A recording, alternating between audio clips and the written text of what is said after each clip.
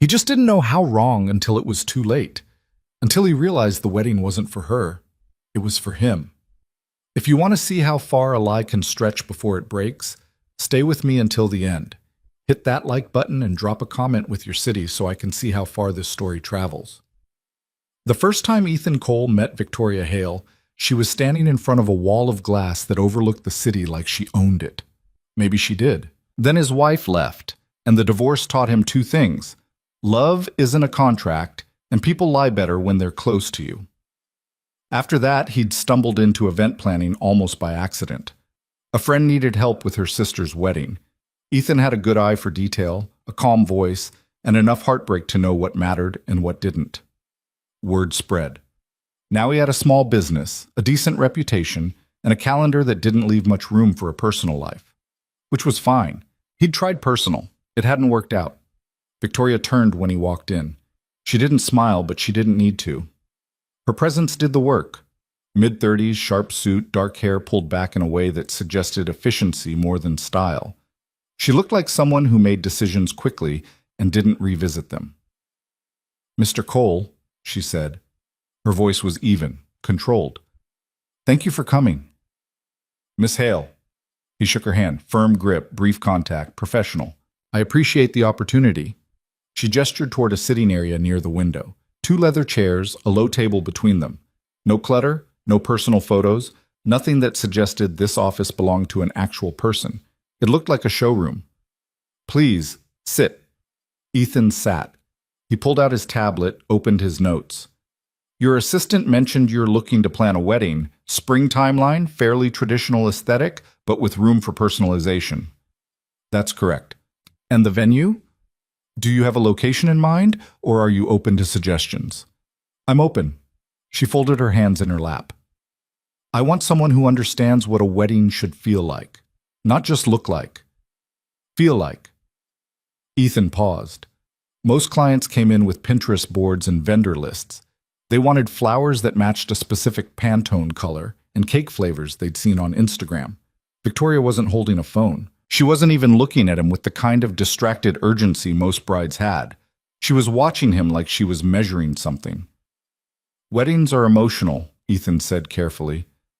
"The look supports the feeling, but yeah, if it doesn't mean anything, it's just a party." "Exactly." She leaned back slightly. "I want something intentional. Every choice should matter. I'm not interested in trends or filler." "Okay." He made a note. "Let's start with the basics. How many guests?" 50. "Maybe less."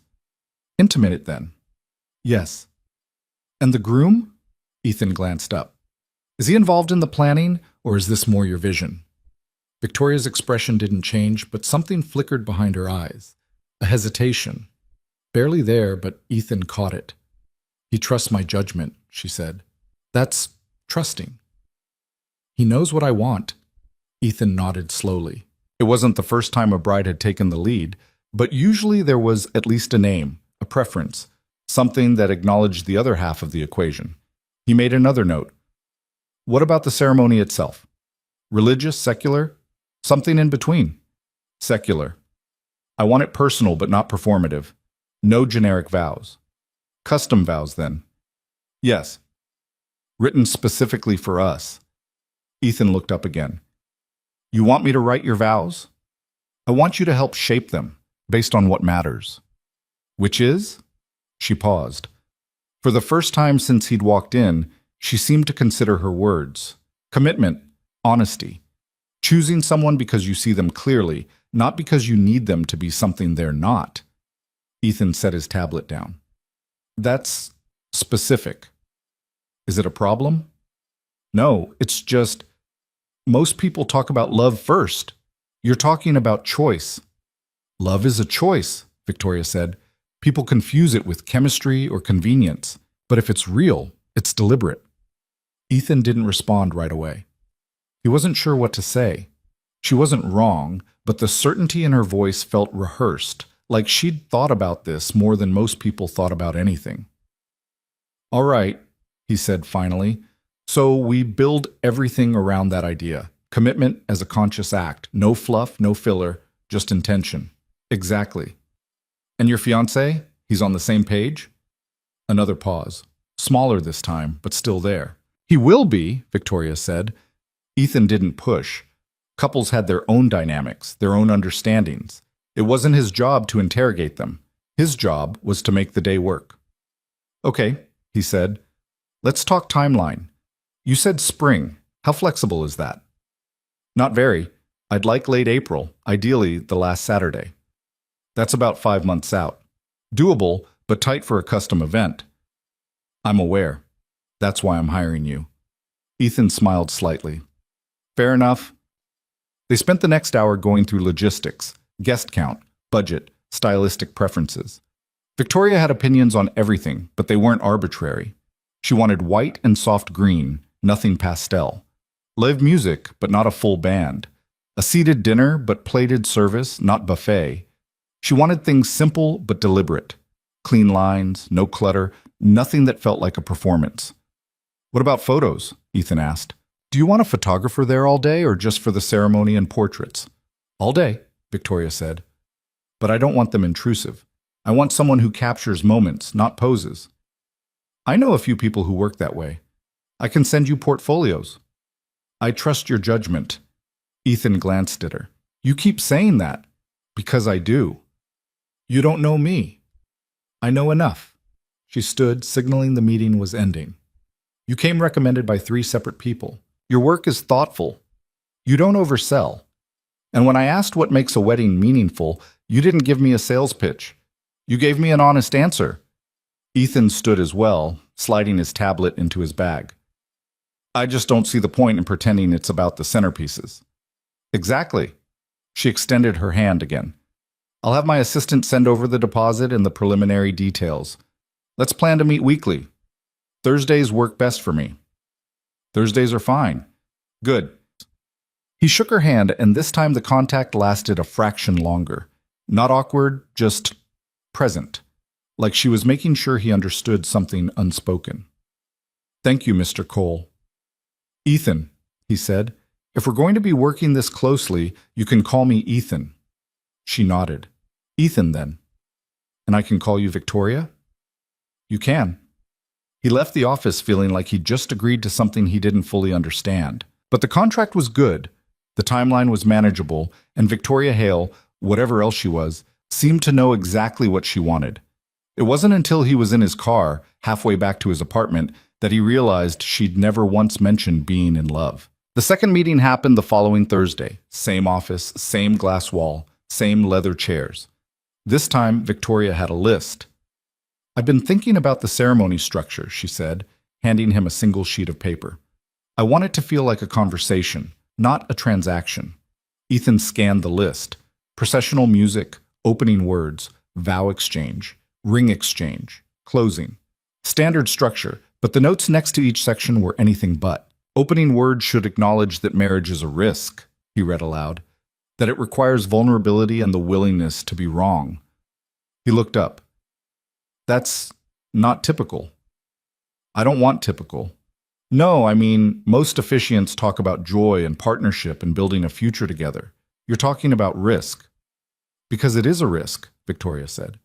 Pretending otherwise is dishonest. Ethan set the paper down. Okay, so we find an officiant who's willing to go off script, someone comfortable with non-traditional language. I was hoping you might have suggestions. I do, actually. There's a woman I've worked with a few times, former philosophy professor, now does weddings and memorials. She's thoughtful. Doesn't do cookie-cutter ceremonies. Perfect. Set up a meeting. Will your fiancé want to be there for that? Victoria's gaze didn't waver. I'll brief him. Ethan made a note. It was the 3rd or 4th time she'd deflected a question about the groom, and he was starting to notice a pattern. Either the guy was extremely hands-off, or Victoria was handling this entire wedding solo. Neither option felt quite right. What about the vows? Ethan asked, changing direction. You mentioned wanting them personal. Do you want to write them yourselves, or do you want a framework to build from? I want help building them, Victoria said, but they need to sound like us, not like something out of a script. All right, so let's start with what you want to promise. She tilted her head slightly. What do you mean? Well, Vows are promises, right? So what do you actually want to commit to? Not what you think you're supposed to say. What do you want to say? Victoria was quiet for a moment. Then she said, I want to promise that I'll see him. Really see him. Not the version of him I want, or the version that's easiest to love. The actual person. Ethan wrote that down. That's good. What else? I want to promise that I won't run when things get hard, that I won't protect myself at his expense. He paused, looked up. That's specific. It's honest. Yeah. He kept writing. What about him? What do you want him to promise? The same. That he'll stay even when I'm difficult. That he won't lie to me to keep the peace. Ethan studied her. There was something underneath all of this, something she wasn't saying outright. But he didn't push. People revealed what they were ready to reveal. Okay, he said. So the core theme is truth. Seeing each other clearly, staying anyway. Yes. That's a strong foundation. He closed his notebook. We can build the vows around that. I'll draft something and send it over. You can adjust it to fit your voice. Thank you. They moved through the rest of the agenda. Floral arrangements, menu options, seating charts. Victoria had opinions on all of it, but she also asked Ethan's thoughts. What did he think worked? What felt forced? What would people actually remember? Most people remember how they felt, Ethan said at one point, not what the napkins looked like. So we focus on feeling. Yeah, which means the details matter, but only if they support the bigger picture. Victoria nodded slowly. You've thought about this a lot. I've planned a lot of weddings. That's not what I mean. She leaned forward slightly. You talk about marriage like you understand it, not just the event, the thing itself. Ethan hesitated. He didn't usually talk about his past with clients, but something about the way she asked made it feel less like prying and more like an actual question. I was married, he said. It didn't last. I'm sorry. Don't be. It taught me what matters. Which is? He thought about it. Honesty. And space. You can't love someone if you're trying to control them, and you can't build something real if you're hiding who you are. Victoria didn't respond right away. When she did, her voice was quieter. That's hard for some people. Yeah, it is. They sat in silence for a moment. It wasn't uncomfortable, just present. Like they'd both said something true and were letting it settle. I think that's enough for today, Victoria said finally. She stood, smoothing her jacket. Same time next week? Same time, Ethan agreed. As he gathered his things, she added, Ethan? He looked up. Thank you for taking this seriously. Of course. I mean it. A lot of people would just go through the motions. You're not doing that. He didn't know what to say to that, so he just nodded. When he left, he felt the same pull he'd felt after the first meeting, like something about this job was different, important maybe, or just strange. He still couldn't decide which. Itama? By the fourth meeting, Ethan had stopped pretending this was just another client. Victoria was sharp, yes. Controlled, yes. But she was also curious in a way that felt genuine. She asked him questions that had nothing to do with the wedding, what he thought about the city's new development projects, whether he'd read a particular book, what he did when he wasn't working, and when he answered, she listened. Not politely, actually listened. Why did you get into wedding planning? She asked one evening. They'd finished going over the revised timeline and were sitting in her office as the sun set behind the skyline. Honestly, I fell into it. That's not an answer, he smiled. Okay. I got into it because I needed work, and a friend needed help, and I'm good at organizing chaos, but I stayed in it because... He trailed off, trying to find the right words. Because weddings are supposed to be about something real, and most of the time, they're not. They're about expectations and performance and proving something to people who don't really care. But every now and then, you get a couple who actually means it, who's standing up there because they chose each other, not because they're supposed to. And those weddings, they matter. Victoria watched him. You sound like a romantic. I sound like someone who's seen both sides. The divorce. Yeah. What happened? Ethan didn't usually talk about this. But the office was quiet, and the light was soft, And Victoria had a way of asking questions that didn't feel invasive. "We got married too young," he said. "I thought love was enough. She thought I'd change. Neither of us was right. Did you love her?" "At the time? Yeah. Looking back? I don't know. I loved who I thought she was. I don't think I ever really saw her, and she definitely didn't see me." "That sounds lonely." It was. He looked at her. "That's why I don't do half measures anymore. If I'm going to care about something or someone, I want it to be real, not a version I made up." Victoria didn't look away. "That's rare." "What is?" "Knowing what you want. Most people spend their whole lives guessing." "What about you?" Ethan asked. "Do you know what you want?" She smiled, barely, but it was there. "I'm learning." They talked for another hour. About her company, about the pressure of running something that employed hundreds of people, about the strange isolation of being successful. She didn't say it outright, but Ethan got the sense that Victoria didn't have many people she could talk to honestly, that most of her relationships were transactional, useful, but not real.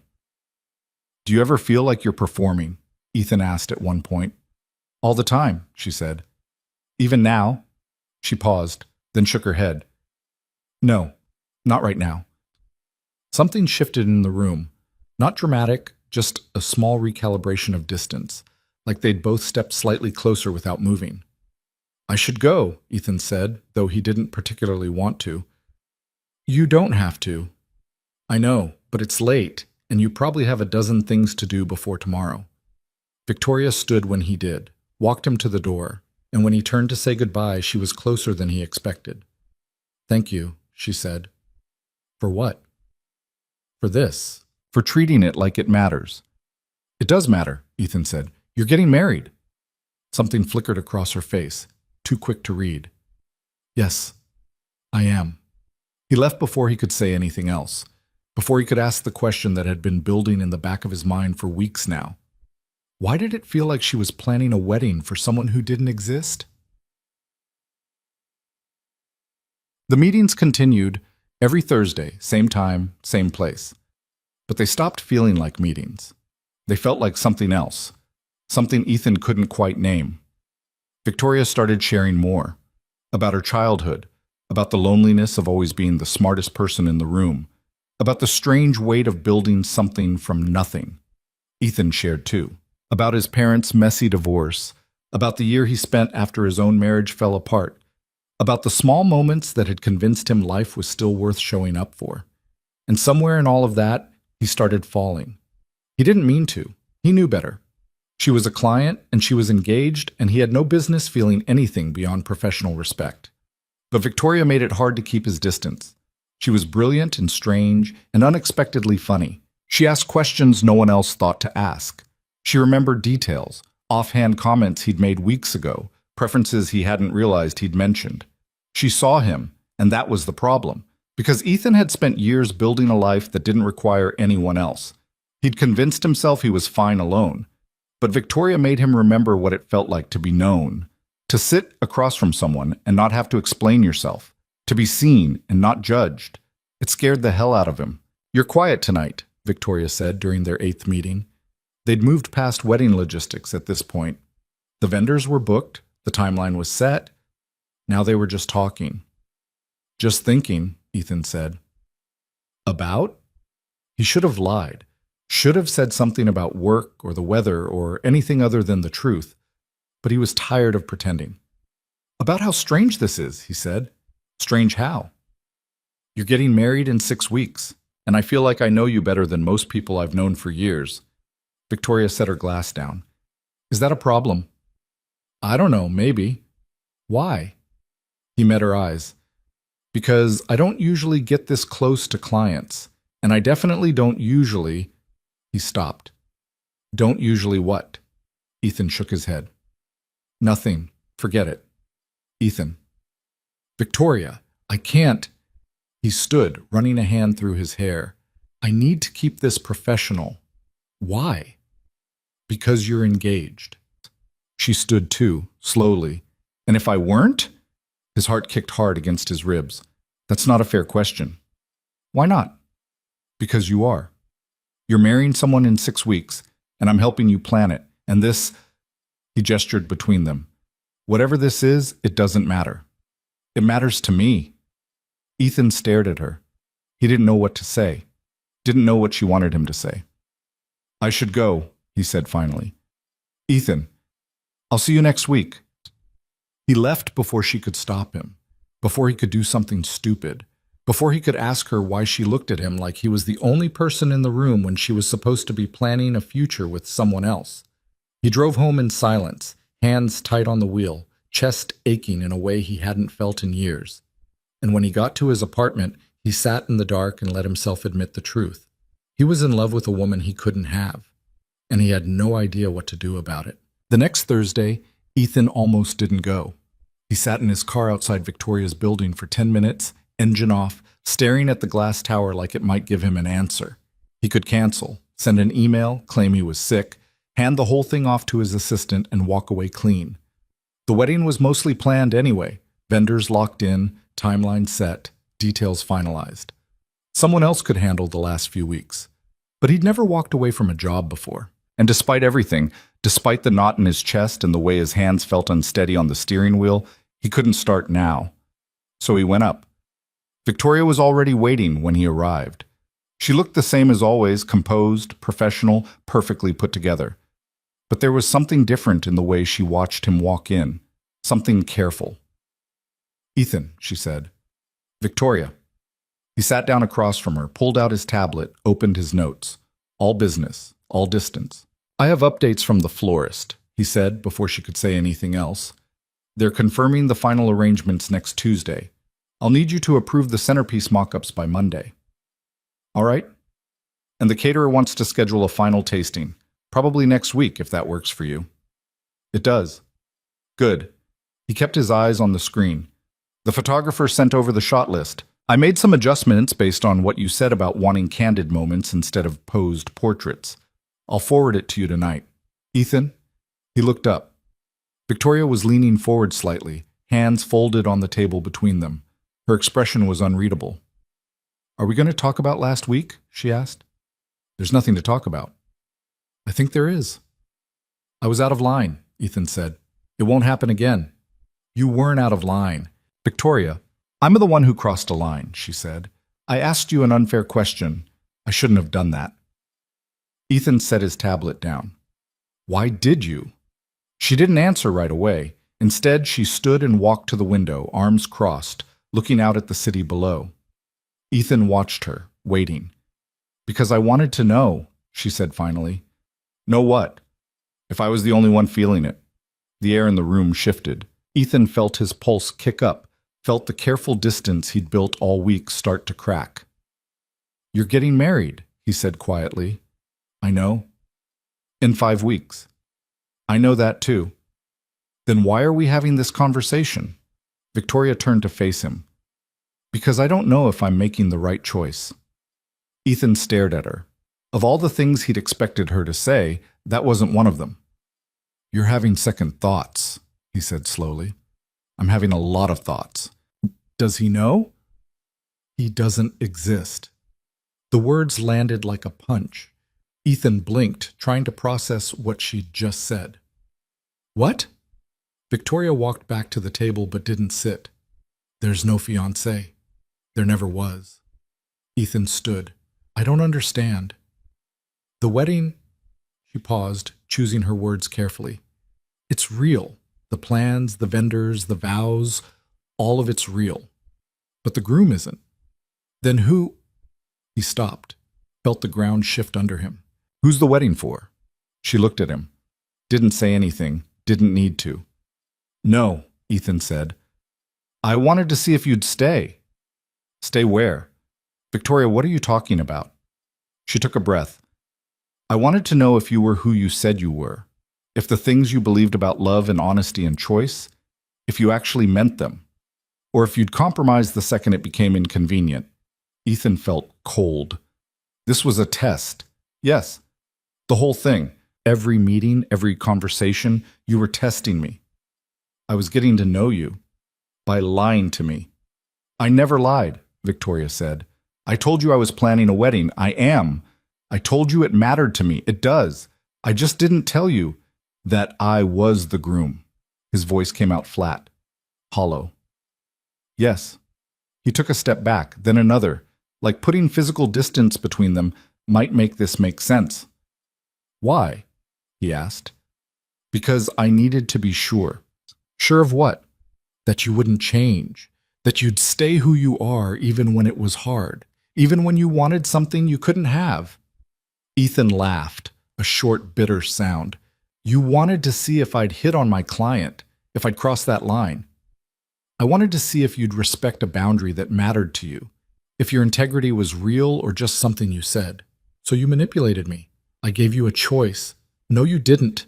His voice was rising now. You set up a scenario where I had to choose between being honest and being professional, where either option made me feel like garbage. That's not a choice, Victoria. That's a trap. She didn't flinch. You passed. I don't care. You should. Most people would have. I don't care what most people would have done, Ethan said. I care that you thought this was okay, that you looked at me, at us, and decided the best way forward was to lie. I didn't lie. You let me believe something that wasn't true. That's the same thing. Victoria's jaw tightened. I had to know. Why? Why did you have to know badly enough to do this? Because every person I've ever trusted has wanted something from me. My money, my connections, my influence, something. And the ones who didn't want those things wanted me to be someone I'm not. Softer, easier, less. She stepped closer. You were the first person in years who looked at me and didn't want me to change. Who listened when I talked? Who treated me like I was a person instead of a resource. And I needed to know if that was real. If you were real. So you tested me. Yes. And now that you know I'm real, what? You think we're just going to pretend this didn't happen? That I'm going to marry you after you spent 2 months lying to my face? I'm not asking you to marry me. Ethan stopped. Then what are you asking? I'm asking if you feel it too. He wanted to say no. Wanted to tell her she'd burned whatever chance she might have had. But the truth sat heavy in his chest and he couldn't make himself lie. Yeah, he said quietly. I feel it. Then, but it doesn't matter.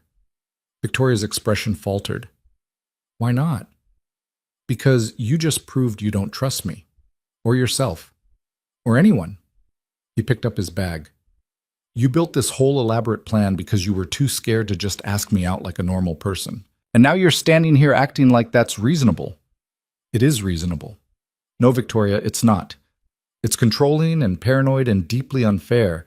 And I get it. I get that you've been hurt, that people have used you, that trusting someone is hard. But that doesn't give you the right to treat me like a science experiment. She opened her mouth, closed it. For the first time since he'd met her, she looked uncertain. I thought you'd understand, she said. Understand what? Why I had to be sure. Ethan shook his head. I understand being careful. I understand protecting yourself. But this? He gestured at the space between them. This isn't protection. It's sabotage. You're so afraid of being hurt that you hurt people first, and then you call it strategy. That's not fair, isn't it? He moved toward the door. You want someone who will choose you, but you won't give them the chance to actually choose. You rig the game so you can't lose, and then you wonder why you're alone. The words came out harsher than he meant them to, but he didn't take them back. Couldn't, because they were true, and she needed to hear it. Victoria didn't respond. She just stood there, arms wrapped around herself, looking smaller than he'd ever seen her. I'm sorry, she said finally. I didn't mean to hurt you. Yeah, you did. You just thought it would be worth it. Ethan, I need to go. Please don't. He stopped at the door, hand on the handle. Why? Because I don't want to lose you. You never had me, Ethan said. You had a version of me you created, a character in a story you were writing, but you didn't want the real thing, because the real thing is messy and unpredictable, and it requires you to actually take a risk, and you don't do that. I'm doing it now. No, you're not. You're asking me to forgive you for something you think was justified. That's not risk. That's asking for permission to do it again. He opened the door. Ethan, wait. He didn't. The elevator ride down felt longer than it should have. Ethan stood in the corner, staring at his reflection in the polished steel doors, trying to sort through the mess in his head. She'd lied. No, worse than lied. She'd constructed an entire fake reality and let him walk around in it like an idiot. And for what? To test him. To see if he'd measure up to some impossible standard she'd invented? But underneath the anger was something else. Something that felt uncomfortably close to understanding. Because he'd done the same thing, hadn't he? Not the lying, he'd never do that. But the walls, the distance, the refusal to let anyone close enough to matter. He'd built his whole life around not needing anyone, around being fine alone. And he told himself it was about integrity, about protecting himself from getting hurt again. But maybe it was just fear. Maybe Victoria's version was more extreme, more calculated, more wrong. But the instinct underneath it, the need to control the outcome, to make sure you didn't get blindsided again, that wasn't foreign to him. He hated that he understood. The elevator doors opened. Ethan walked through the lobby, past the desk attendant who nodded politely, out into the cool evening air. He got in his car and sat there for a long time, hands on the wheel, not moving. His phone buzzed, a text from Victoria. "I know you're angry, you have every right to be, but please don't disappear. We need to finish this conversation." He almost deleted it, almost blocked her number and moved on. But something stopped him. Maybe it was the fact that she'd said we, not "I need you to," not "you owe me," we. Or maybe it was the fact that despite everything, he still wanted to hear what she had to say. He didn't respond, just started the car and drove home. The apartment felt too quiet when he got there. Ethan dropped his bag by the door, poured himself a drink he didn't really want, and sat on the couch in the dark. His ex-wife used to say he overthought things, that he couldn't just feel something without dissecting it first. She wasn't wrong, but she'd also used that as an excuse to avoid talking about anything that mattered. "You're always analyzing," she'd say. "Can't you just let it be?" But letting things be was how you ended up married to someone you didn't actually know. His phone buzzed again. Another text. "I don't expect you to forgive me. I just need you to know this wasn't about control. It was about fear. And I handled it badly." He stared at the message for a long time, then typed back, "I need time." The response came almost immediately. "Take all the time you need. I'll be here." Ethan set the phone down and closed his eyes. 3 days passed before he reached out. He spent those days working, trying to distract himself with other clients, other events, anything that didn't involve thinking about Victoria. But it didn't help. Every quiet moment his mind went back to her office, to the way she'd looked when he walked out, to the question she'd asked that he hadn't answered. If I weren't engaged, would it matter? The answer was yes. It had always been yes. On the third day he texted her, "Can we talk?" She replied within minutes. "Yes? When? Tonight? Somewhere that's not your office. There's a coffee shop on 4th. Quiet. I can be there at 7. I'll see you then." The coffee shop was small, tucked between a bookstore and a dry cleaner. Ethan arrived early, ordered something he didn't taste, and sat by the window. Victoria walked in exactly at 7. She looked different, less polished. Hair down, jeans and a sweater instead of the tailored suits he was used to. She looked like a person instead of a brand. She saw him and walked over, sat down across from him without ordering anything. "Thank you for coming," she said. "I'm not here to forgive you." "I know. I'm here because I need to understand, really understand. Not the surface explanation, the actual reason." Victoria nodded slowly. "Okay. Why me?" Ethan asked. "Out of everyone you could have picked, why did you choose me for this?" She looked down at her hands. "Because I saw you at a charity event 6 months ago. You were coordinating something for one of the organizers. I don't even remember what. But I watched you work. You were calm, patient, good with people. And at one point, one of the vendors tried to cut corners on something. You caught it. Didn't make a scene, didn't embarrass anyone. You just pulled them aside and explained why it mattered. And they listened." "I don't remember that." "You wouldn't. You weren't performing. You were just doing your job, but it stayed with me." She looked up. "I started asking around about you. Found out you'd been married, that it ended badly. Found out you'd built a whole career around helping people commit to each other even though your own commitment had failed. And I wanted to know why. So you hired me." Yes. At first, it was just curiosity. I wanted to see if you were real or if I'd imagined it. But then we started talking, and you were. She paused. You were everything I thought you'd be, and more. And I realized I didn't just want to work with you, I wanted to know you. You could have just asked me to dinner. No, I couldn't. Why not? Because I've done that before, Victoria said. I've gone on dates with men who seemed honest, who said the right things, who made me believe they saw me. And every single time, it turned out they wanted something. A connection, a favor, access to my network. And by the time I figured it out, I was already in too deep. Ethan leaned back. So you created a situation where I couldn't want anything from you. I created a situation where your integrity was the only thing that mattered. If you could stay professional, stay honest, even when you had feelings, then I'd know you were safe. Safe? Yes. Victoria, relationships aren't about being safe. They're about being willing to be unsafe with someone you trust. I know that. Intellectually, I know that. But knowing something and being able to do it, those are different things. Ethan studied her. She looked tired. Not physically, just worn down. Like she'd been carrying something heavy for a long time and was only now realizing how much it weighed. What happened to you? He asked quietly. What do you mean? Someone did something. Someone hurt you badly enough that you can't believe anyone's real anymore. Who was it? Victoria was quiet for a long moment. Then she said, his name was Marcus. We were together for 3 years. I thought he loved me. Thought we were building something. Turns out he was using our relationship to get access to my investors. By the time I found out, he'd leveraged my name to close deals worth millions. When I confronted him, he didn't even apologize. He just said I should have known better. When was this? 4 years ago. And you haven't trusted anyone since. I've trusted people, just not with anything that matters. Ethan reached across the table, stopped just short of touching her hand. Victoria, what he did was terrible, and I'm sorry. But you can't build your whole life around making sure it never happens again. Because it might.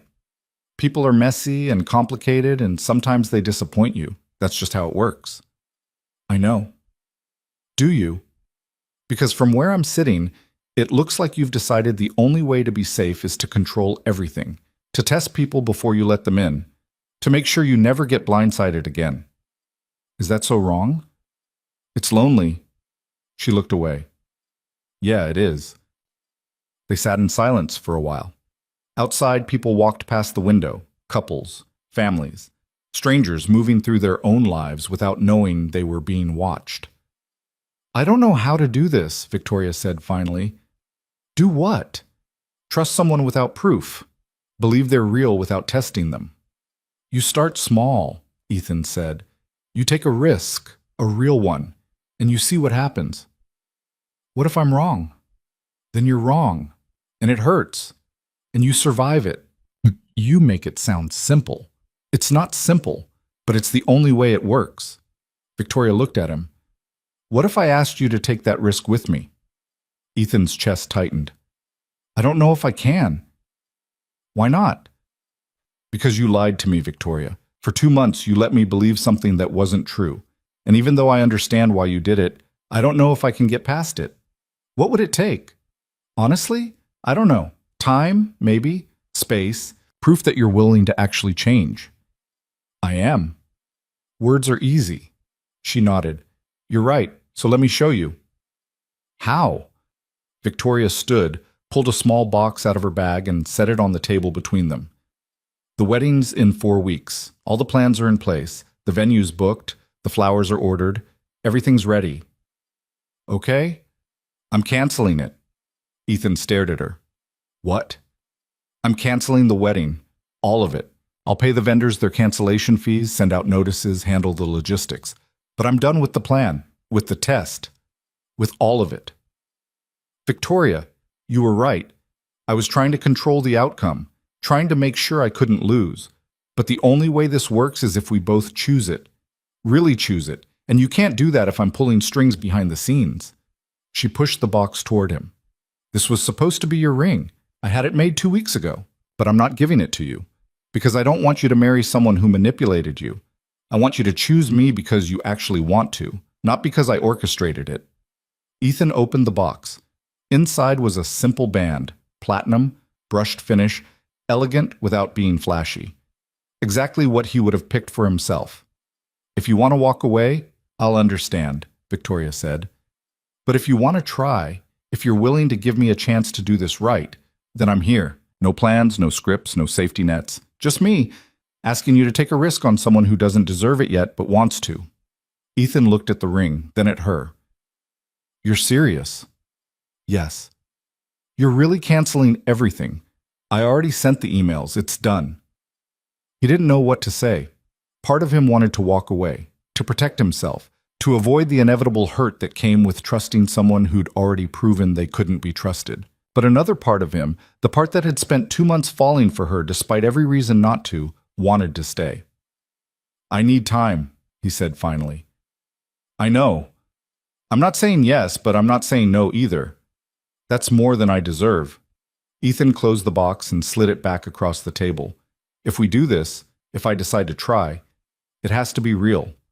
No tests, no manipulation, no hidden agendas, just 2 people figuring it out. I understand. And if you ever lie to me again, we're done. No second chances. I won't. You don't know that. Victoria met his eyes. You're right, I don't. But I'm going to try like hell to make sure it doesn't happen. Ethan stood. I'll call you. When? When I'm ready. He left her sitting there, the ring box still on the table between them. And as he walked out into the night, he didn't feel angry anymore, just tired and confused, and cautiously, dangerously hopeful. 2 weeks passed before Ethan called. He spent the first few days trying to convince himself he didn't need to, that walking away was the smart choice, the safe choice, the only choice that made sense. Victoria had lied to him, manipulated him, built an entire fake scenario just to see if he'd pass some test he hadn't known he was taking. Any reasonable person would cut their losses and move on. But Ethan had never been good at reasonable when it came to things that mattered. He kept thinking about the way she'd looked in that coffee shop, smaller somehow, stripped of the armor she usually wore. The way she'd canceled the wedding without hesitation, without asking for anything in return. The ring she'd commissioned and then refused to give him because she wanted him to choose freely. That wasn't manipulation, that was surrender. Still, he didn't call. Not yet. He needed to sort through his own mess first, figure out what he actually wanted instead of just reacting to what she'd done. So he worked, threw himself into other clients, other events, the kind of routine busyness that usually helped him think. It didn't help. His assistant Maya noticed first. She'd worked with him for 3 years and had a talent for reading people that made her invaluable at events and deeply annoying in everyday conversation. You're distracted, she said one afternoon, catching him staring at his phone instead of reviewing a contract. I'm fine. You've read the same paragraph 4 times. Ethan set the contract down. What do you want, Maya? I want to know what happened with the Hale wedding. It got canceled. I know that. I handled the vendor notifications, remember? What I don't know is why you've been walking around like someone kicked your dog. I don't have a dog. Metaphorically kicked your dog. Ethan leaned back in his chair. It's complicated. It's a woman. How do you... Because you only get that look when it's personal. And the only personal thing you've had going on lately was Victoria Hale. Maya sat on the edge of his desk. So what happened? She fire you? Decide she didn't want to get married after all? Find out the groom was a... There was no groom. Maya blinked. What? The whole thing was fake. The fiancé didn't exist. She made him up. Why would anyone... Maya stopped. Understanding dawned across her face. Oh, yeah. She was planning a wedding for you, apparently, without telling you. Correct. Maya let out a low whistle. That's either the most romantic thing I've ever heard or the most unhinged. I can't decide which. It's both, Ethan said. That's the problem. So what are you going to do? I don't know. Do you like her? That's not the point. It's absolutely the point. Do you like her? Ethan rubbed his face. Yeah, I do. Then call her. It's not that simple. It literally is. You pick up the phone, you dial her number, you say, hey, want to grab dinner and see if this thing between us is real or just wedding planning Stockholm syndrome. She lied to me for 2 months. And then she came clean and canceled everything and gave you space. Maya crossed her arms. Look, I'm not saying what she did was okay. It wasn't. But people mess up, especially when they're scared. Question is whether you think she's worth the risk. Ethan didn't answer, because he already knew the answer and it terrified him. That night he called. Victoria picked up on the second ring. Ethan. Hey. Silence. Not awkward, just present, like they were both trying to figure out how to start. How have you been? Victoria asked. Busy. You? The same. More silence. This is weird, Ethan said. Yeah. We used to talk for hours. That was before I ruined it. You didn't ruin it. You just... He paused, searching for the right words. You made it complicated. I'm good at that. He smiled despite himself. You really are. He heard her exhale, a sound that might have been a laugh or a sigh or both. I've been thinking about what you said, about taking real risks. And? I'm terrible at it. Most people are. No, I mean really terrible. I've spent the last 2 weeks trying to figure out how to reach out to you without it sounding like I'm trying to manipulate the situation. And every time I start to text you, I delete it because I can't tell if I'm being honest or strategic. What's the difference? I don't know anymore. That's the problem. Ethan stood, paced to his window. Outside, the city stretched out in layers of light and shadow. Can I ask you something? Anything. When you were planning the wedding, when you were sitting across from me every week, listening to me talk about marriage and honesty and all that, what were you thinking? Victoria was quiet for a moment. Then she said, I was thinking that I'd never met anyone like you, that you believed in things I'd stopped believing in, and that if I could just prove you were real, maybe I could believe again too. And now? Now I'm thinking I went about it all wrong, that I was so focused on protecting myself that I didn't consider what it would cost you. And I'm sorry. I know I've said that before, but I mean it. I'm sorry. Ethan pressed his forehead against the cool glass. I want to be angry at you. You should be. But I'm not. Not really. I'm just... He stopped, started again. I spent 3 years after my divorce telling myself I was fine alone, that I didn't need anyone, didn't want the mess that came with letting someone in. And then you showed up and reminded me what it felt like to actually connect with someone, to be seen. And now I don't know if I can go back to fine. So don't. It's not that easy. Why not? Because you scared me, Victoria. The lying, the testing, it made me realize how much power you had, how much I'd given you without meaning to, and I don't know if I can trust you with that. Then don't trust me yet, she said. Just have dinner with me. One meal. No expectations, no plans. Just two people sitting across from each other trying to figure out if there's something real here. And if there is, then we take it one day at a time. No shortcuts, no guarantees, just the actual messy human thing.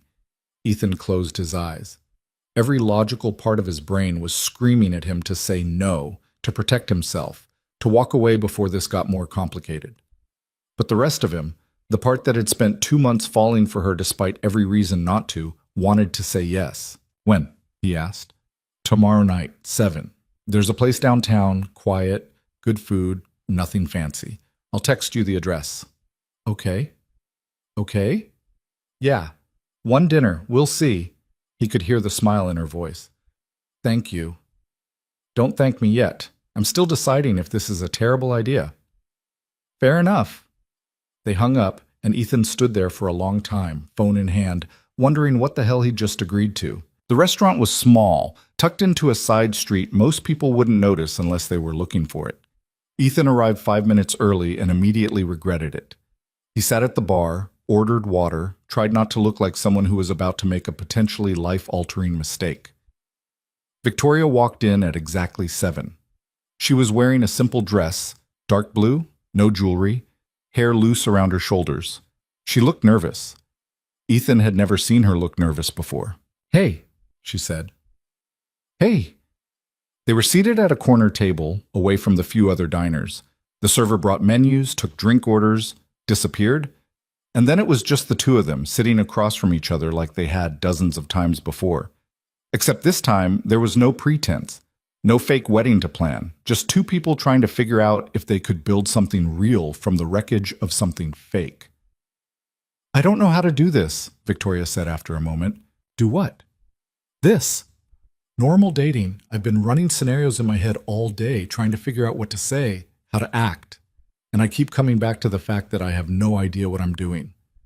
Ethan relaxed slightly. That makes two of us. You seem like you'd be good at this.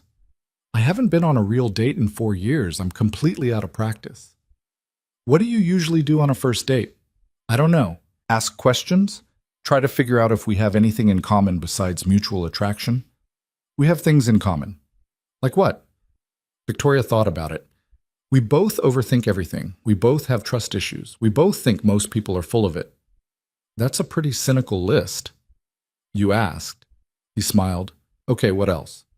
We both think weddings should mean something. We both care about intention. She paused.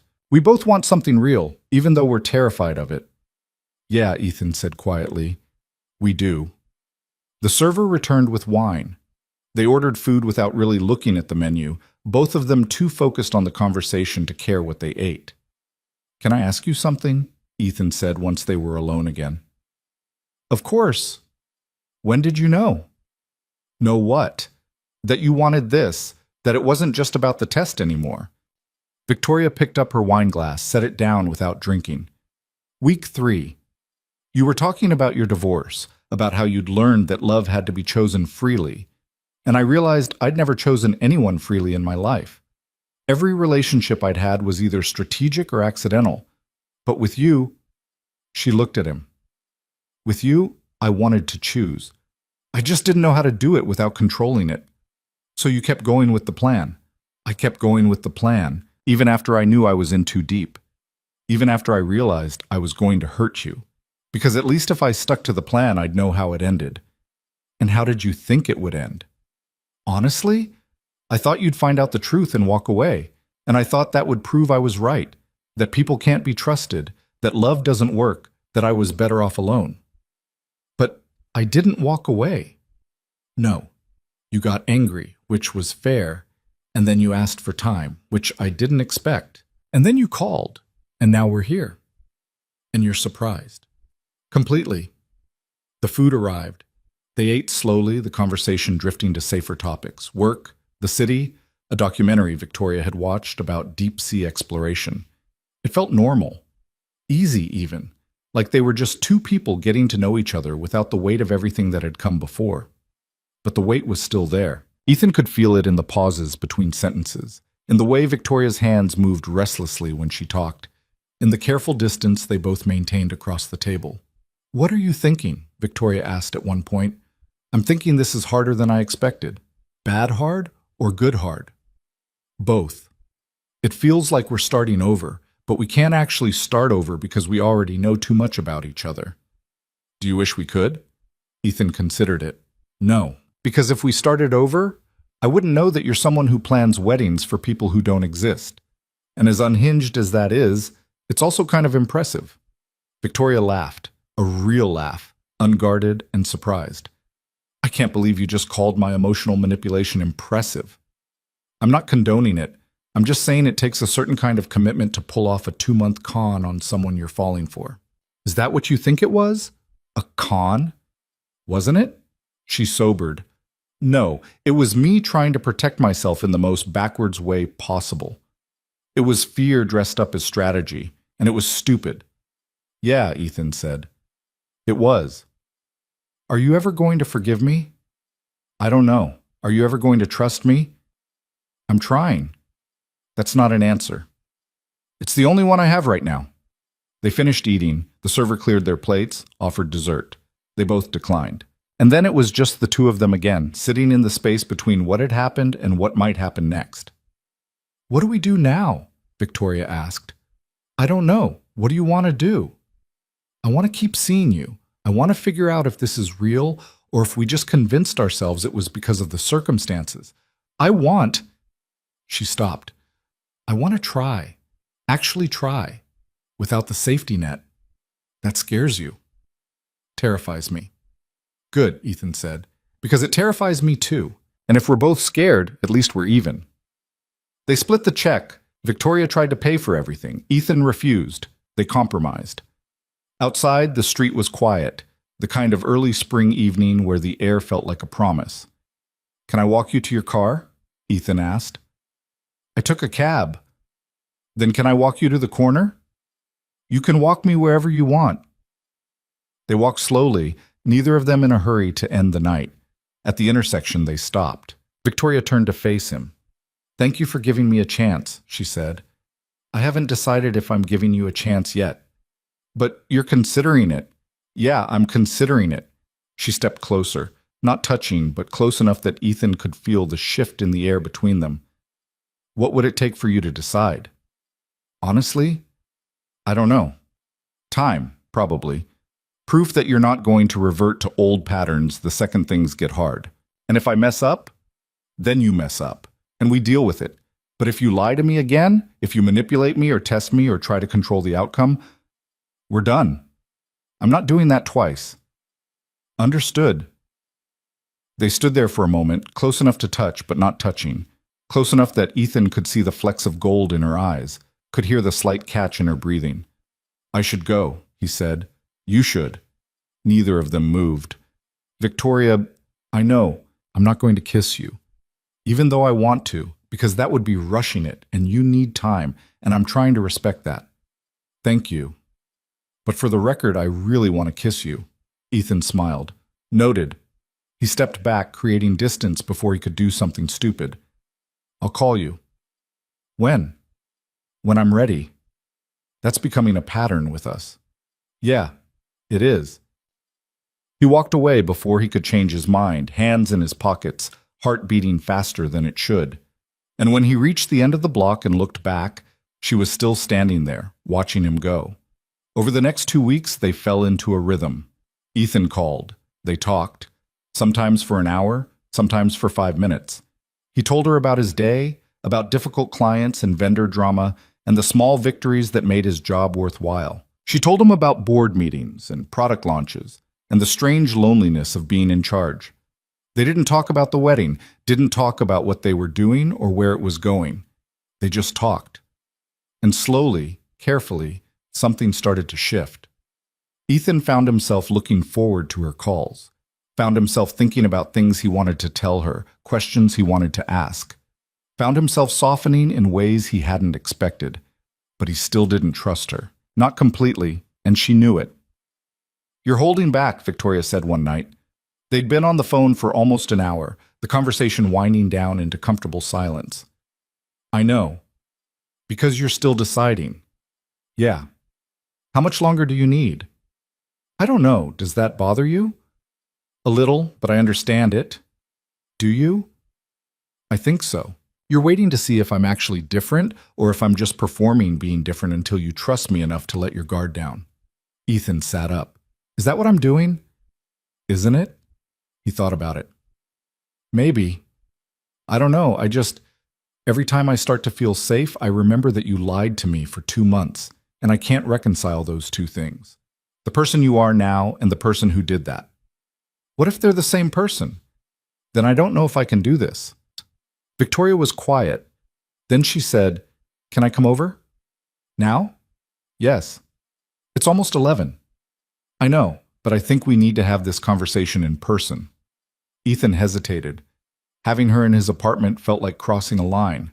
But maybe that's what they needed, to stop dancing around the hard stuff and actually deal with it. "Okay," he said. "Yeah, come over." She arrived 20 minutes later. Ethan buzzed her up, opened the door before she could knock. She was wearing jeans and a sweater, hair pulled back, no makeup. She looked young, vulnerable. "Hey," she said. "Hey." He stepped aside to let her in.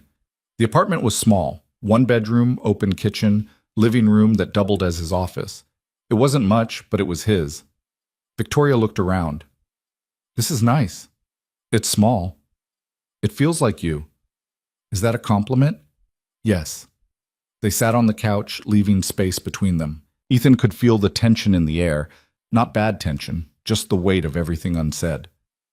"You said we needed to talk," he prompted. "I did." Victoria took a breath. I need to tell you something, and I need you to just listen until I'm done. Okay?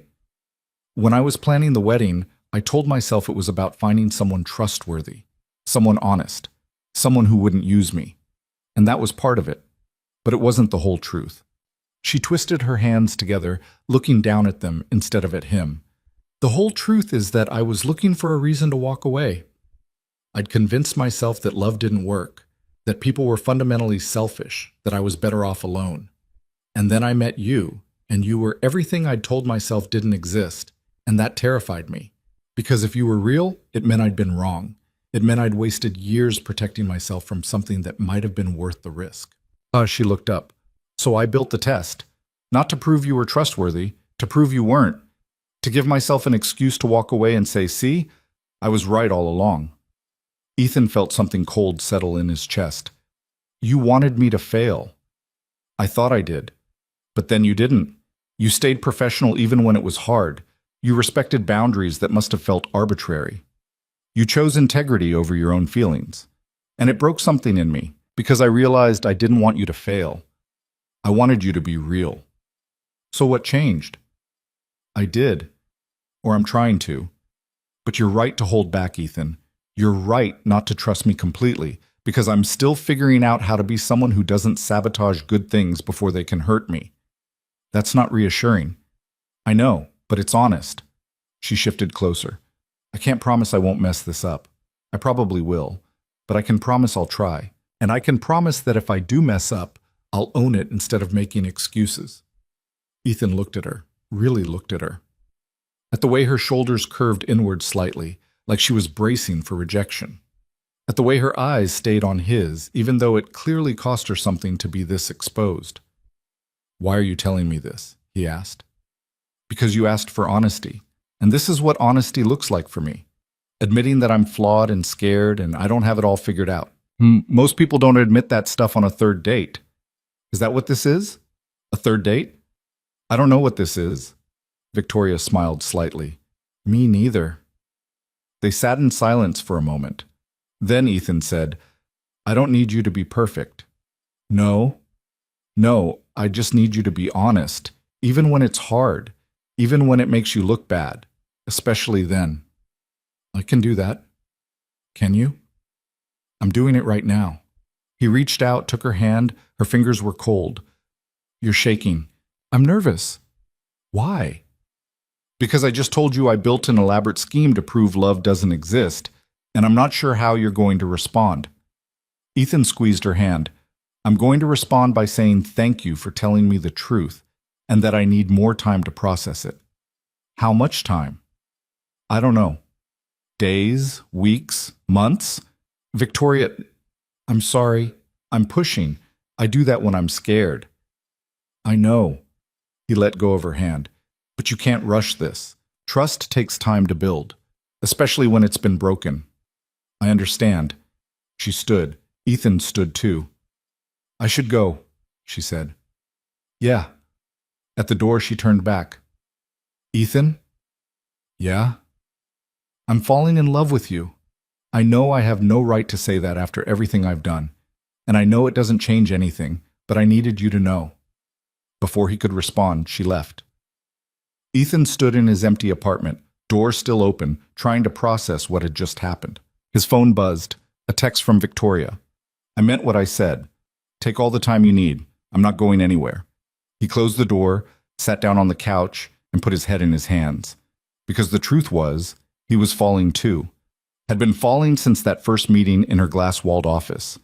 And that scared him more than anything she'd done. Ethan didn't call for 3 days.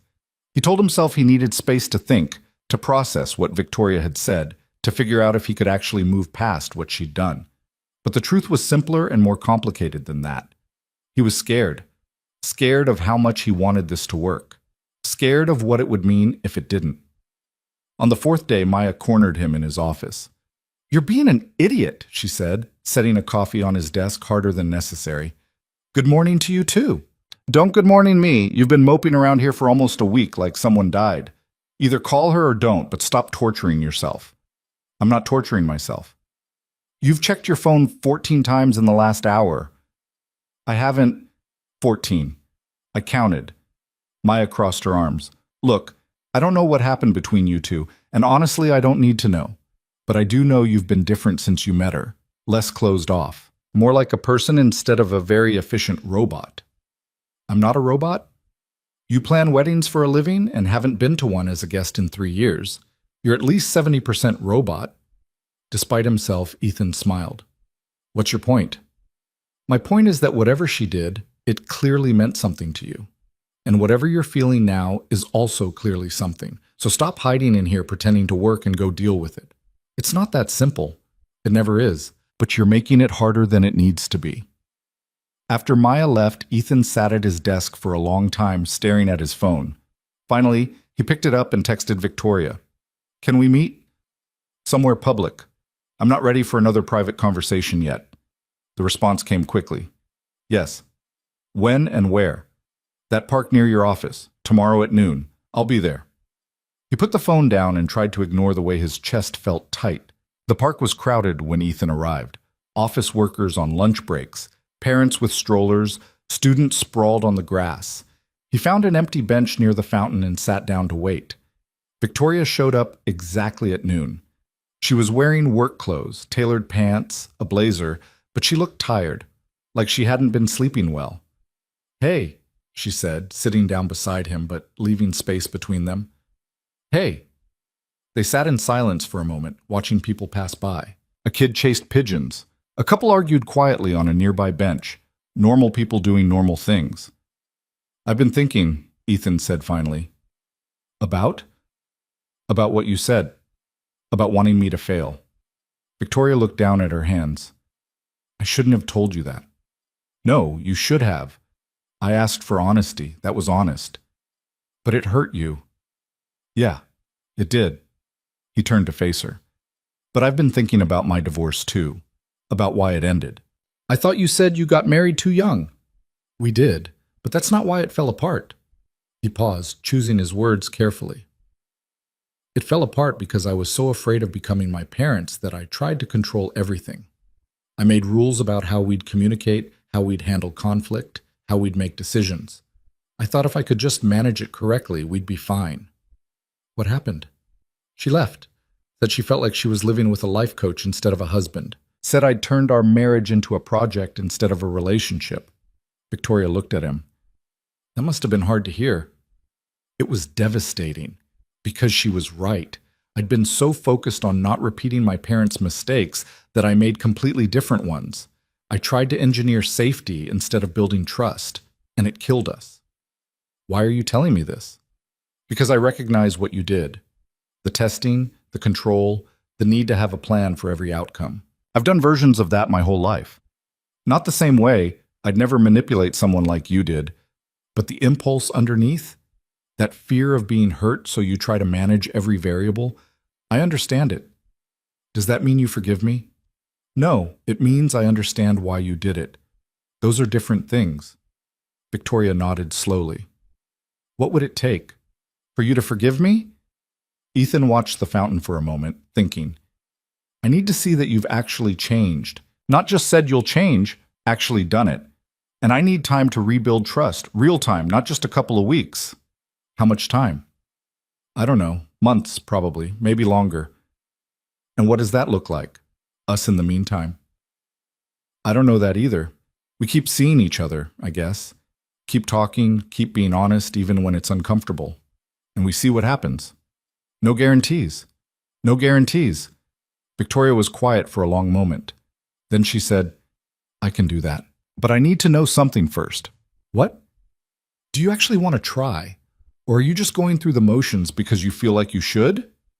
Ethan looked at her, really looked at her, at the uncertainty in her eyes, the tension in her shoulders, the way she was holding herself like she was braced for rejection. I want to try, he said. I'm scared as hell, and I don't know if it'll work, but I want to try. Something in Victoria's expression softened. Okay. Okay? Okay, we try. No timeline, no expectations, just two people figuring it out. And if one of us decides it's not working, then we're honest about it. No games, no tests, no dragging it out. She extended her hand. Deal? He looked at her hand, then took it. Deal. They shook on it, and for the first time in weeks, Ethan felt like he could breathe. Over the next month, they built something that felt almost normal. They went on actual dates, movies, dinners, a terrible poetry reading that Victoria had tickets to, and Ethan endured because she asked. They texted throughout the day, stupid stuff mostly, the kind of mundane check-ins that meant nothing and everything. They talked on the phone late at night when neither of them could sleep. And slowly, carefully, Ethan started to trust her. It wasn't perfect.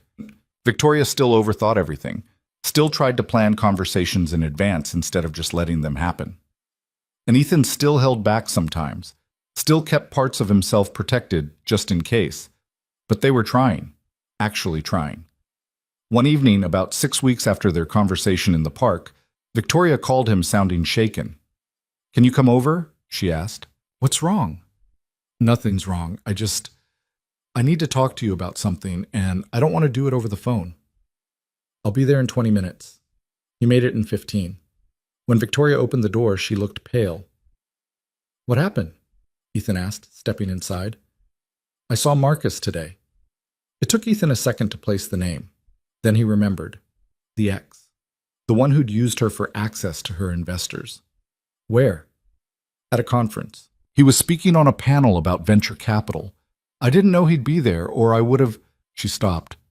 "I don't know what I would have done." "Did you talk to him?" "He tried. Came up to me afterward, said it was good to see me, asked how I'd been. Like we were old friends catching up." "What did you say?" "I told him to stay away from me, and then I left." Ethan guided her to the couch. "Are you okay?" "I don't know. I thought I was over it. Over him. But seeing him brought everything back. The way he lied, the way he used me, the way he made me feel stupid for trusting him." "You weren't stupid." "I was naive. I believed him when he said he loved me. I didn't see the signs." "What signs?" "All of them. The way he always wanted to meet my colleagues, the way he'd ask about deals I was working on, the way he positioned himself at every networking event." She put her head in her hands. "I should have known." Ethan sat beside her. "You can't blame yourself for someone else's choices." "But I do. I blame myself for not being more careful, for letting him in, for being weak enough to want someone in the first place." "Wanting someone doesn't make you weak. It made me vulnerable. And he exploited that. And that's on him, not you." Victoria looked up. Her eyes were red. "Do you know why I really built that test? The fake wedding? You said you wanted to prove love doesn't work. That was part of it. But the real reason was that I needed to know. If I let someone in again, if I gave someone access to me, would they use it? Would they take what they wanted and leave? Or would they stay even when it was hard? And you thought the only way to find out was to create an impossible situation and see if I'd break." "Yes. Because Marcus never would have passed that test. He would have hit on me, crossed every line, done whatever it took to get what he wanted. And when you didn't, when you stayed professional even though I could see it was killing you, I knew you were different." Ethan took her hand.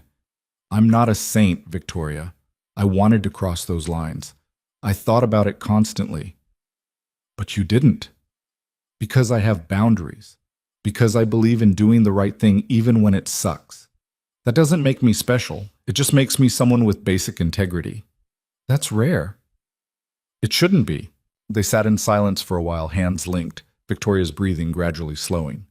"I'm sorry," she said finally. "I know we're trying to move forward, and here I am bringing up the past. The past matters. It's part of who you are. I don't want it to define me. It doesn't have to, but pretending it didn't happen won't help either." Victoria leaned against him. Ethan froze for a second. They'd been careful about physical contact, hadn't pushed anything, but then he relaxed and put his arm around her. "Thank you," she said quietly. "For what?" "For not running when things get messy. Things are always messy. That's just how people work. Most people in my life run anyway. I'm not most people." She looked up at him. "No, you're not." They stayed like that for a long time. And when Ethan finally left around midnight, something between them had shifted again. Not dramatically, just another small step toward whatever this was becoming.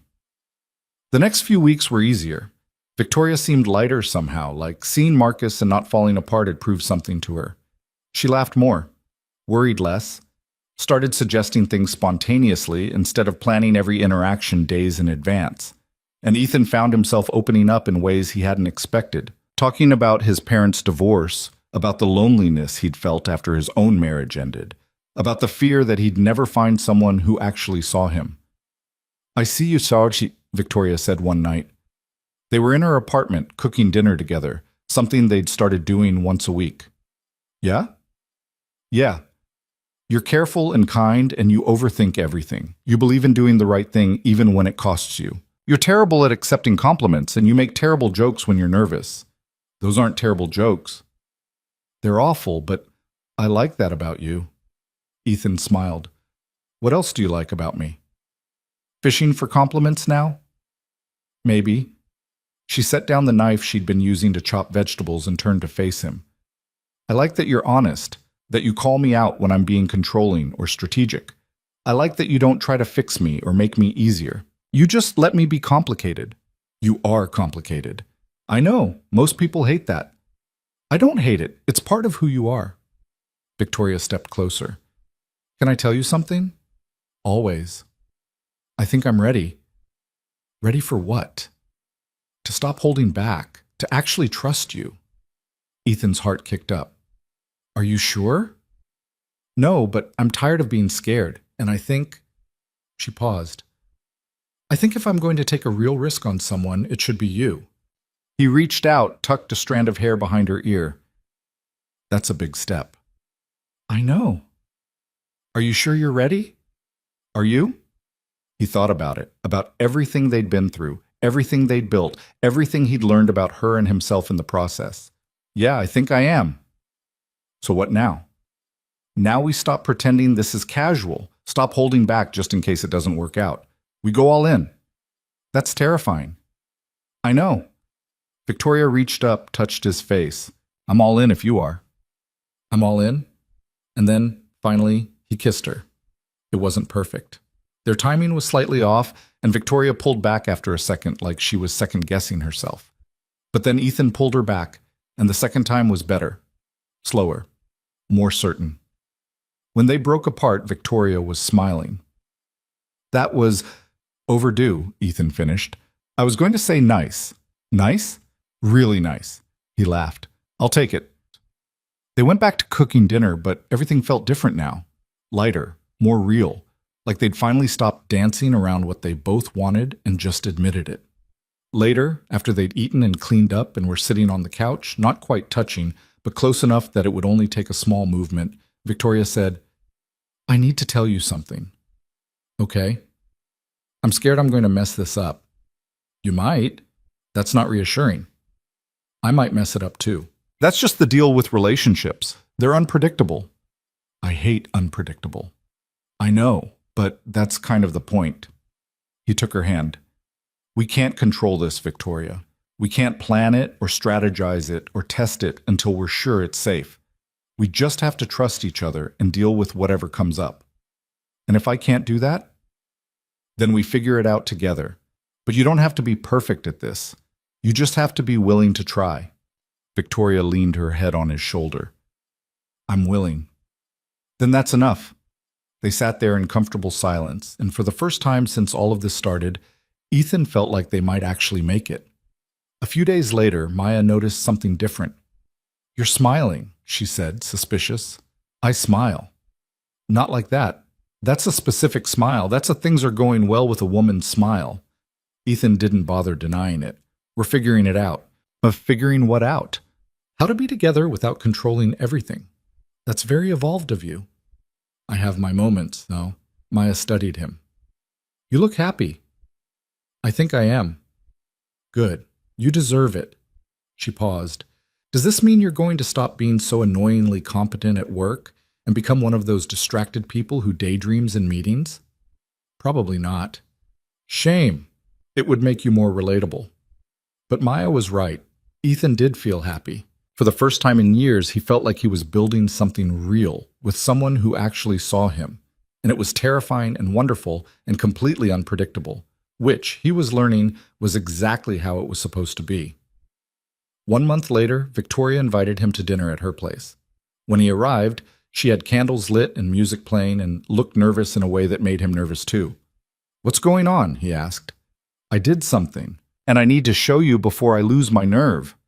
She led him to her office, the same glass-walled room where they'd had their first meeting.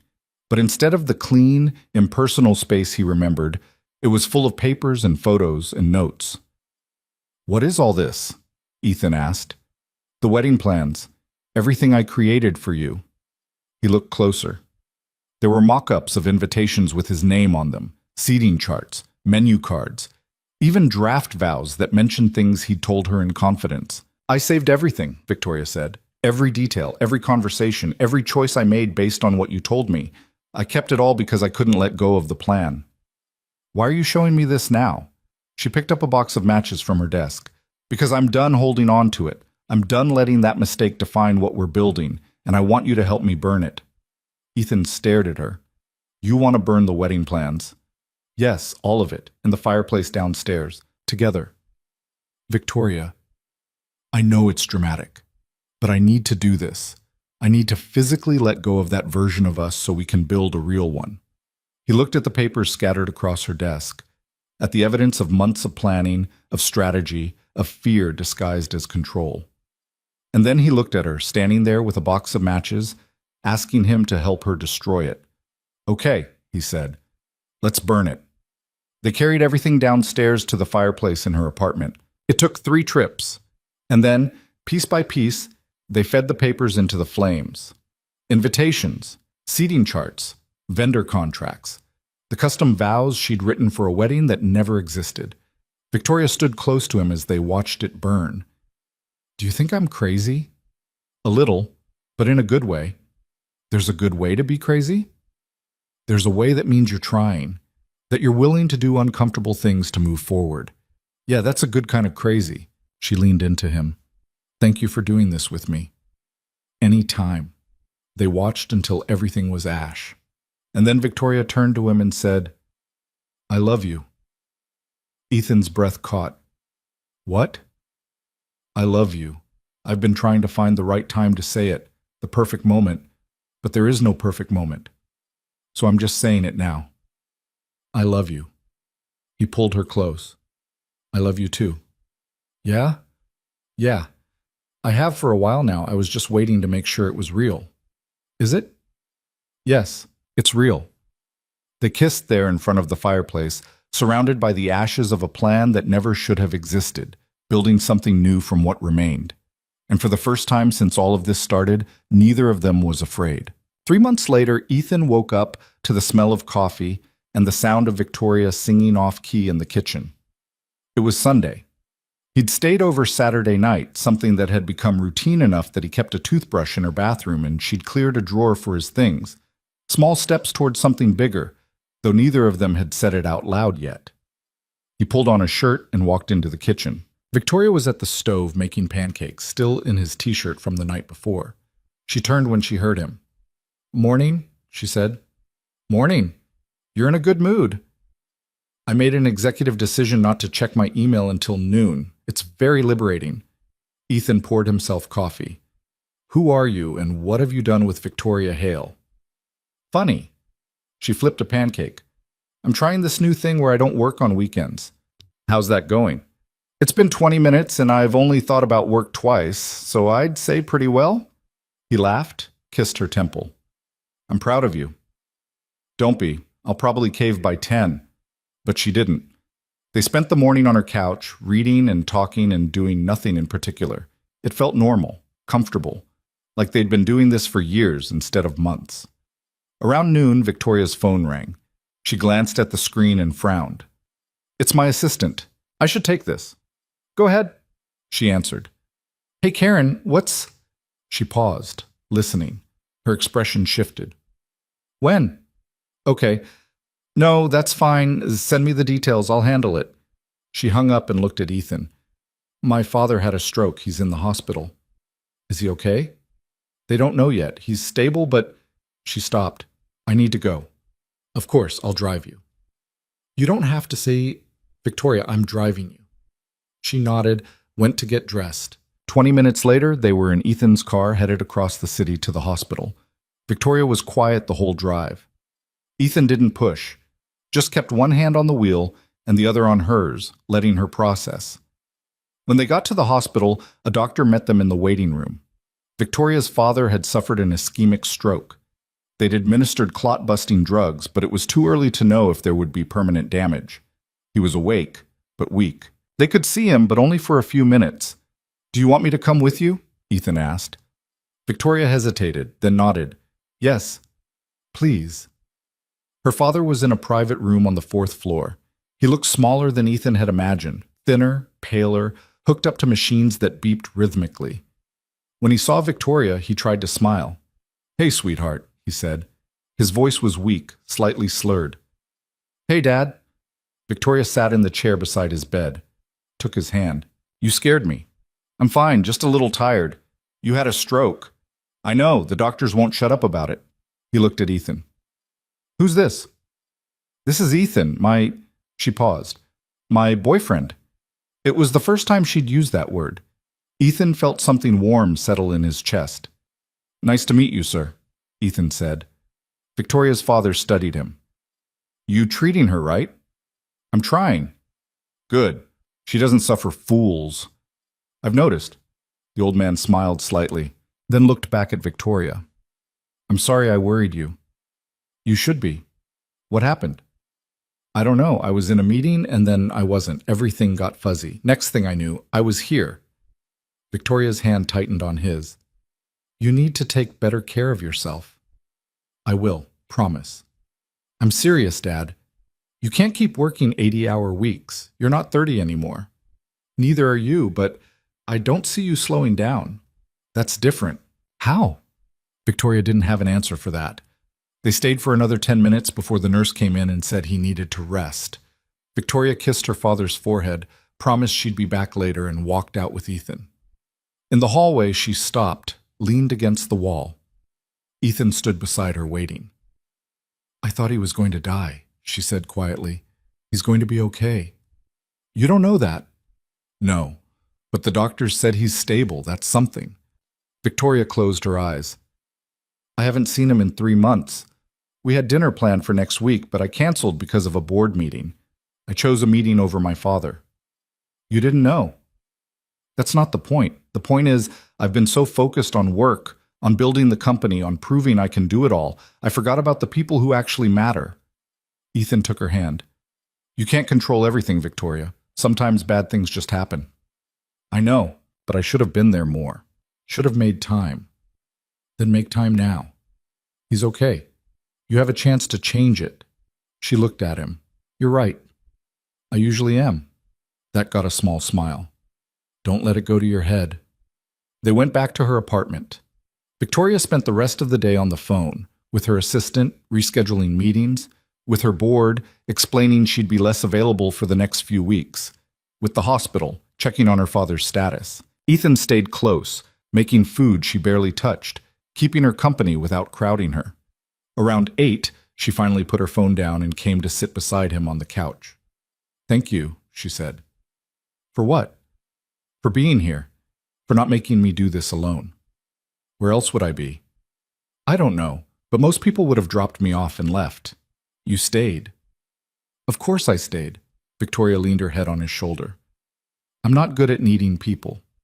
I've noticed. But I need you, and that scares me." "Why?" "Because what if something happens? What if I lose you?"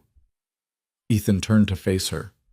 "Victoria, you can't protect yourself from loss by not letting people in. That's not living. That's just existing." "I know, but knowing and doing are different things." "Then start small. Let yourself need me today. Tomorrow, if it still feels okay, you can need me then too. And we'll keep going until it stops feeling scary." She looked at him. "What if it never stops feeling scary?" "Then we'll be scared together." Victoria kissed him. It was soft, brief, but it felt like a promise. "I love you," she said. "I love you too." They sat there for a long time, close and quiet, building trust one moment at a time. Over the next 2 weeks, Victoria split her time between the hospital and work. Her father improved slowly, regaining strength, relearning how to use his right hand, which had been affected by the stroke. The doctors said he'd likely make a full recovery, but it would take time. Victoria was there every day, and every day, Ethan was there with her. He didn't make a big deal of it, just showed up, brought coffee, sat with her in uncomfortable waiting room chairs while she processed everything. Sometimes they talked, sometimes they didn't, but he was there, and Victoria noticed. "You don't have to keep doing this," she said one afternoon. They were in the hospital cafeteria, eating sandwiches that tasted like cardboard. "Doing what?" "This. Showing up every day, rearranging your schedule for me."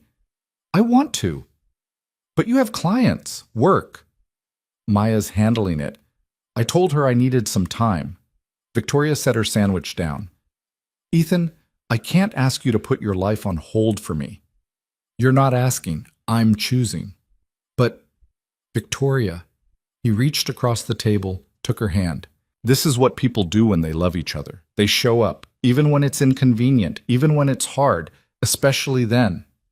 She looked down at their hands. "I'm not used to this." "I know. Most of the relationships I've had, they've been transactional. I give something, I get something back. There's always a balance. This isn't that." "I know. That's what scares me." Ethan squeezed her hand. "What scares you about it?" "That I won't know how to reciprocate. That I'll take and not give back enough. That you'll wake up one day and realize you're doing all the work." "Do you think that's what's happening?" "No, but I'm afraid it will." "Then we'll deal with it when it does. But right now I'm here because I want to be, not because I'm keeping score." Victoria nodded slowly. "Okay. Okay? Okay. I'll try to stop feeling guilty about needing you." "Good. Because I like being needed." "Even when I'm a mess?" "Especially then." She smiled, a real smile, unguarded. "What did I do to deserve you?" "You showed up, even when it was hard, even when you were scared. You chose to try." "I'm still choosing." "Me too." They finished lunch and went back upstairs. Victoria's father was awake, watching the news on the small TV mounted to the wall. He looked better, more color in his face, more strength in his movements. "Hey, Dad," Victoria said. "Hey, sweetheart." "Ethan." He nodded at them both. "You two are here a lot. Where else would we be?" Ethan said. "I don't know. Living your lives? You're young. You shouldn't be spending all your time in a hospital." "We're exactly where we want to be," Victoria said. Her father looked at her, really looked at her. "You seem different." "Different how?" "Lighter, less wound up." He glanced at Ethan. "I'm guessing that has something to do with him." Victoria smiled. "Maybe." "Good. You needed someone who could keep up with you." "I'm not sure anyone can keep up with me." "He's doing all right so far." Ethan felt himself relax. Getting Victoria's father's approval wasn't something he'd thought about, but now that he had it, it mattered. They visited for another hour before the nurse came in to check vitals. Victoria kissed her father goodbye, and they headed out. In the car, Victoria was quiet, but it was a different kind of quiet, thoughtful instead of worried. "What are you thinking about?" Ethan asked. "About what my dad said. About me being different." "Are you?" "I think so. I feel different. Less like I'm trying to control everything. More like I'm just living." "That's good." "Yeah, it is." She looked at him. "Can I ask you something?" "Anything." "Where do you see this going? Us, I mean." Ethan didn't hesitate. "Everywhere. Anywhere you want it to go." "That's not a real answer." "It's the only one I have. I don't have a 5-year plan for us, Victoria. I just know I want you in my life, for as long as you'll have me." She was quiet for a moment, then said, "I want that too, but I'm terrified I'm going to mess it up." "You might. I might too, but we'll figure it out." "How can you be so sure?" "Because we've already survived the worst of it. The lying, the testing, the fear. We got through all of that. Everything else is just details." Victoria reached over and took his hand. "Move in with me." Ethan almost swerved. "What?" "Move in with me." I know it's fast, and I know we said we'd take things slow, but I don't want slow anymore. I want you there when I wake up. I want to come home to you. I want to build something real. Are you sure? I've never been more sure of anything. Ethan pulled over into a parking lot, turned to face her. Yes. Yes? Yes, I'll move in with you, on one condition. What? We do this together. No more planning things in secret, no more trying to control the outcome. We make decisions as a team. Victoria smiled. Deal. He kissed her, and when they pulled apart, both of them were grinning like idiots. When do you want to do this? Ethan asked. Is this weekend too soon? Probably, but let's do it anyway. That Saturday, Maya showed up with a rental truck and a bottle of wine. I can't believe you're moving in with the woman who faked an entire wedding to test you, she said, carrying a box up to Victoria's apartment. I can't believe it either, Ethan admitted. Are you happy? Yeah, I am. Then that's all that matters. Maya set the box down. But if she ever pulls something like that again, I'm personally driving you to therapy. Noted, Victoria came around the corner carrying a lamp. Maya, hi. Thank you for helping. No problem. Someone has to make sure he doesn't back out. I'm not backing out, Ethan said. Good. Because I already told everyone at the office you two are living together. If you break up now, I look like an idiot. Victoria laughed. We'll try not to let that happen. By evening, most of Ethan's things were moved in. It wasn't much. He'd been living in a furnished apartment, so mostly it was clothes, books, and the equipment from his home office. But seeing his stuff mixed with Victoria's made it real in a way nothing else had. After Maya left, Ethan and Victoria stood in the middle of the living room, surrounded by boxes. This is weird, right? Victoria said. A little. Good weird or bad weird? Good weird. Definitely good weird. She walked over to him, wrapped her arms around his waist. I'm glad you're here. Me too. Even though I'm probably going to drive you crazy? Even though I have no idea how to share space with another person? We'll figure it out. Victoria rested her head on his chest. I love you. I love you too. They stood there for a while holding each other in the apartment that was now theirs. And Ethan thought about how far they'd come, from that first meeting in her glass office to this, from control and fear to something real and messy and perfect in its imperfection. 2 months later, Victoria's father was released from the hospital with a clean bill of health. To celebrate, they had dinner at his house. Ethan, Victoria, and the old man who'd nearly died, but hadn't. You're looking good, Mr. Hale, Ethan said, helping clear the table. Call me Richard, and I feel good. Better than I have in years, actually. That's great to hear. Richard looked at him. Can I ask you something? Of course. What are your intentions with my daughter? Ethan smiled. Pretty serious ones, sir. Good. Because she's not an easy woman to love. I've noticed. But she's worth it. Yes, she is. Richard paused. You know about Marcus? I do. Then you know why she's the way she is. Why she tests people. I know some of it. He broke her, not just her heart, her ability to trust anyone. I watched her shut down after that, build walls so high I didn't think anyone would ever get through. Richard looked toward the living room where Victoria was making coffee. But you did? I don't know how, but you did. I think she let me in. I just had to be patient. Well, whatever you did, keep doing it. She's happy, really happy, and I haven't seen that in a long time. Ethan nodded. I plan to. That night, driving home, Victoria was quiet. What did my dad say to you? She asked. He asked me what my intentions were. And? I told him they were serious. How serious? Ethan glanced at her. Very serious, Victoria smiled. Good. Victoria. When they got home, Ethan poured them both wine and they sat on the balcony looking out at the city lights.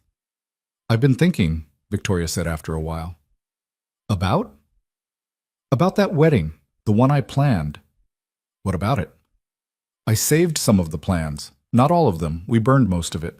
But I kept the venue contract, the one for that garden space you suggested. Ethan turned to look at her. Why? Because I liked it. Because it felt right. And because... She paused. Because I think we should use it. For what? For our actual wedding. If you want to get married, that is. I'm not proposing, I'm just floating the idea. Ethan set his wine down. Are you asking me if I want to marry you? I'm asking if you'd want to, someday, when we're ready. I'm ready now. Victoria blinked. What? I'm ready now. I'd marry you tomorrow if you wanted. But we've only been living together for 2 months. So, I've known you for almost a year. I've seen you at your worst. I've seen you manipulative and controlling and terrified. And I still want to spend the rest of my life with you. Ethan, I'm not saying we have to get married tomorrow. I'm just saying when you're ready, I am too. Victoria was quiet for a long moment. Then she said, what if I'm ready soon? How soon? 6 months? I can work with 6 months. She laughed. You're supposed to be the careful one. I am being careful. I'm carefully choosing to marry someone I love.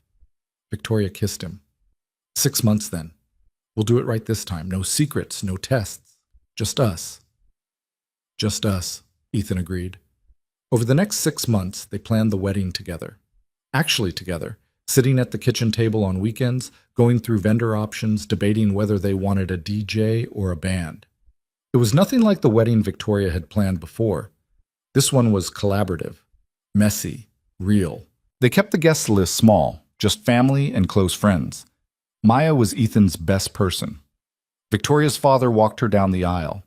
And they got married in the same garden Victoria had picked out a year ago, when she'd been planning a wedding for a man who didn't know he was the groom. The ceremony was short.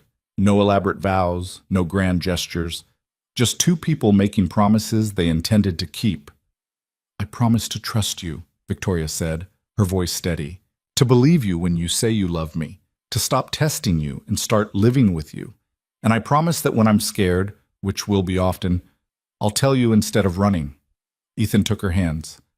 I promise to be patient, to remember that trust takes time and you're still learning. I promise to show up, even when it's hard. And I promise to love you exactly as you are, controlling tendencies and all. They exchanged rings, kissed, and it was done. At the reception, Ethan's parents, who'd flown in from opposite coasts and somehow managed not to kill each other, cornered him near the bar. She seems nice, his mother said. She is.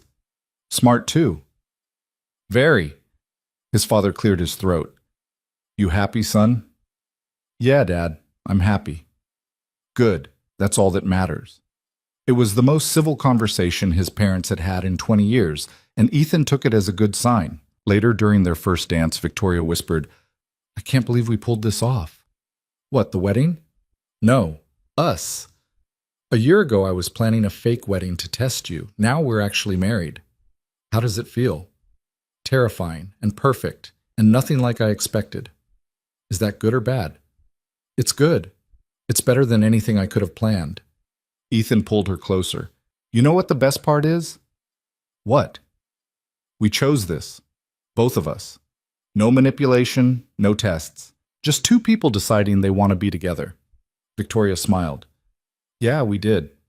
The rest of the night passed in a blur. Toasts and dancing and cake cutting and all the traditional things that Victoria had once claimed didn't matter, but turned out to matter quite a bit.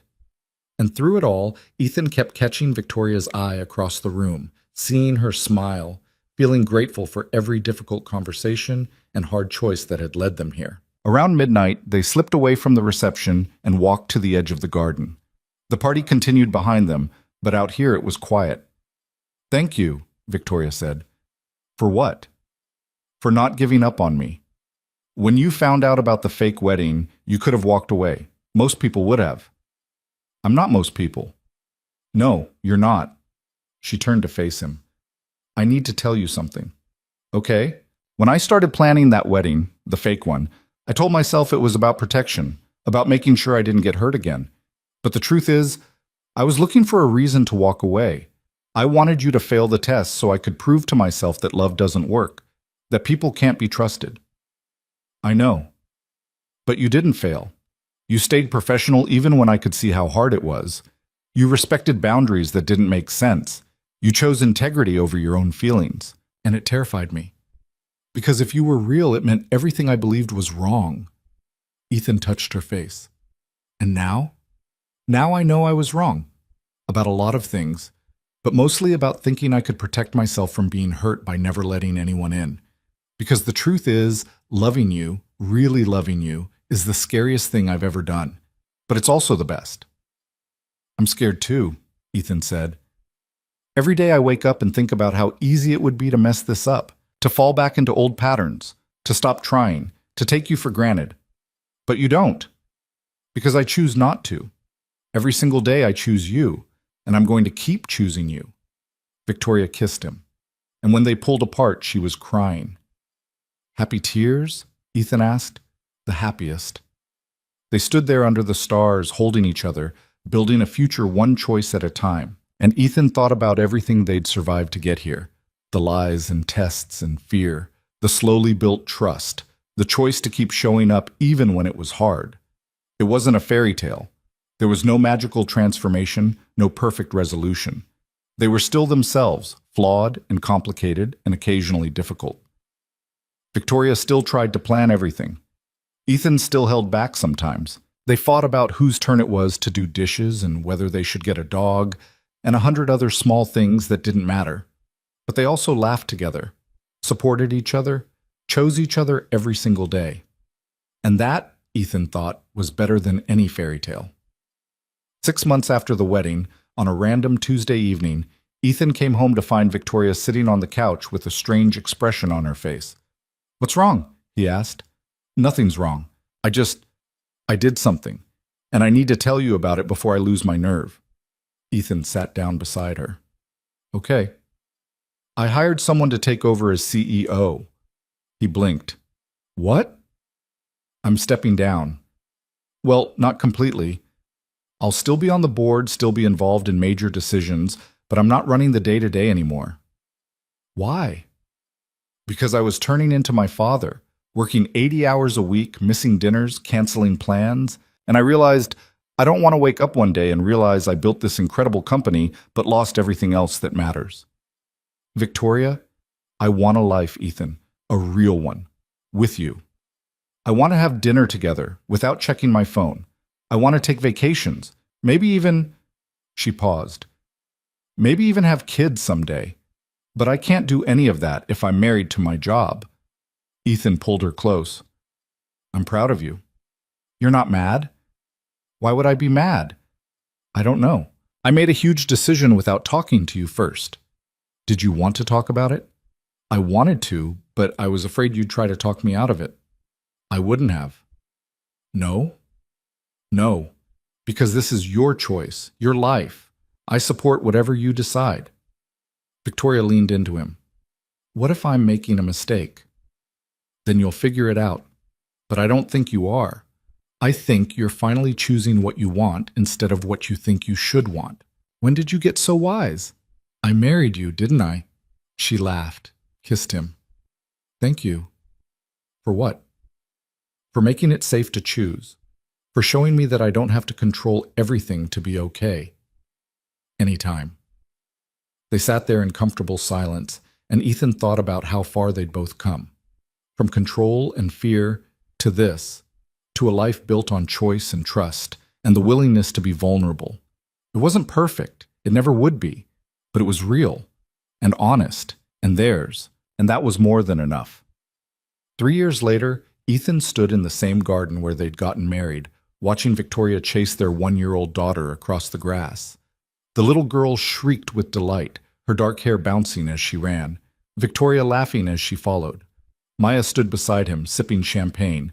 "You did good, boss." "Thanks." "I mean it. A few years ago you were convinced you'd be alone forever. Now look at you. Married, kid, whole domestic situation." "It surprised me too." "Are you happy?" Ethan watched Victoria scoop up their daughter, both of them laughing. "Yeah, I really am." "Good. You deserve it." Victoria walked over, their daughter balanced on her hip. "She's tired. I think we should probably head out soon." "Sounds good." Maya took the baby. "I'll take her for a minute. You two say your goodbyes." Once Maya had walked away, Victoria turned to Ethan. "Can you believe it's been 3 years? Feels like yesterday and forever ago at the same time." "I know what you mean." She slipped her hand into his. Thank you. For what? For choosing me. Every single day, even when I'm difficult. You're not that difficult. I'm very difficult. But you love me anyway. I do. Victoria smiled. I love you too. They stood there in the garden where it had all come together, watching their friends and family celebrate around them. And Ethan thought about the journey that had brought them here, from a fake wedding to a real one, from fear and control to trust and choice. It hadn't been easy. There had been fights and misunderstandings and moments when walking away would have been simpler, but they'd chosen to stay, to work through it, to build something real. And in the end, that choice had made all the difference. As they drove home that night, their daughter asleep in the back seat, Victoria reached over and took Ethan's hand. What are you thinking about? She asked. How lucky I am.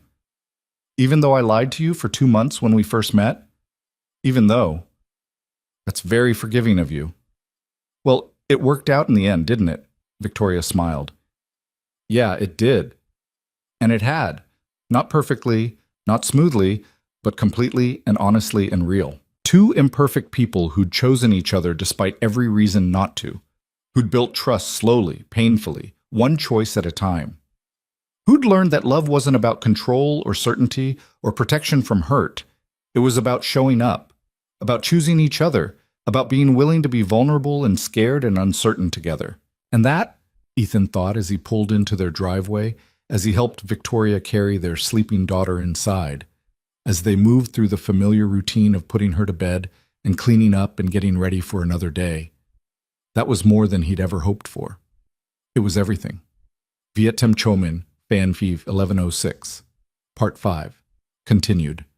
2 years after their daughter was born, Victoria came home with news that made Ethan drop the spatula he'd been using to make dinner. You want to do what? He asked. I want to have another wedding, Victoria said, setting her bag down. A vow renewal. For our 5th anniversary. Ethan turned off the stove. Why? Because I want to do it right this time. No. I want to celebrate doing it right. The first wedding was beautiful, but it was still shadowed by everything that came before. I want to stand up there and make promises with 5 years of proof behind them. You don't need to prove anything. I'm not trying to prove anything. I just want to celebrate what we've built. Is that crazy? Ethan walked over to her, pulled her close. A little, but I'm used to your brand of crazy by now. She hit his arm lightly. So is that a yes? It's a yes, but on one condition. What? We keep it small, just us, Emma, and maybe a few close people. I don't want another big production. Deal. Their daughter Emma toddled into the kitchen then, clutching a stuffed rabbit. Mama home! Victoria scooped her up. Hi, baby. Did you have a good day with Daddy? We made mess, Emma announced proudly. I can see that, Victoria said, looking at the flowers still dusting the counter from their earlier baking attempt. In my defense, Ethan said, she wanted to help make cookies. And how many cookies actually made it into the oven? 3. But we ate a lot of dough, so it evens out. Victoria laughed, and Ethan felt that familiar warmth in his chest. 5 years ago, he never would have imagined this. The domestic chaos, the easy laughter, the sense of belonging. But here it was. Real and messy and perfect.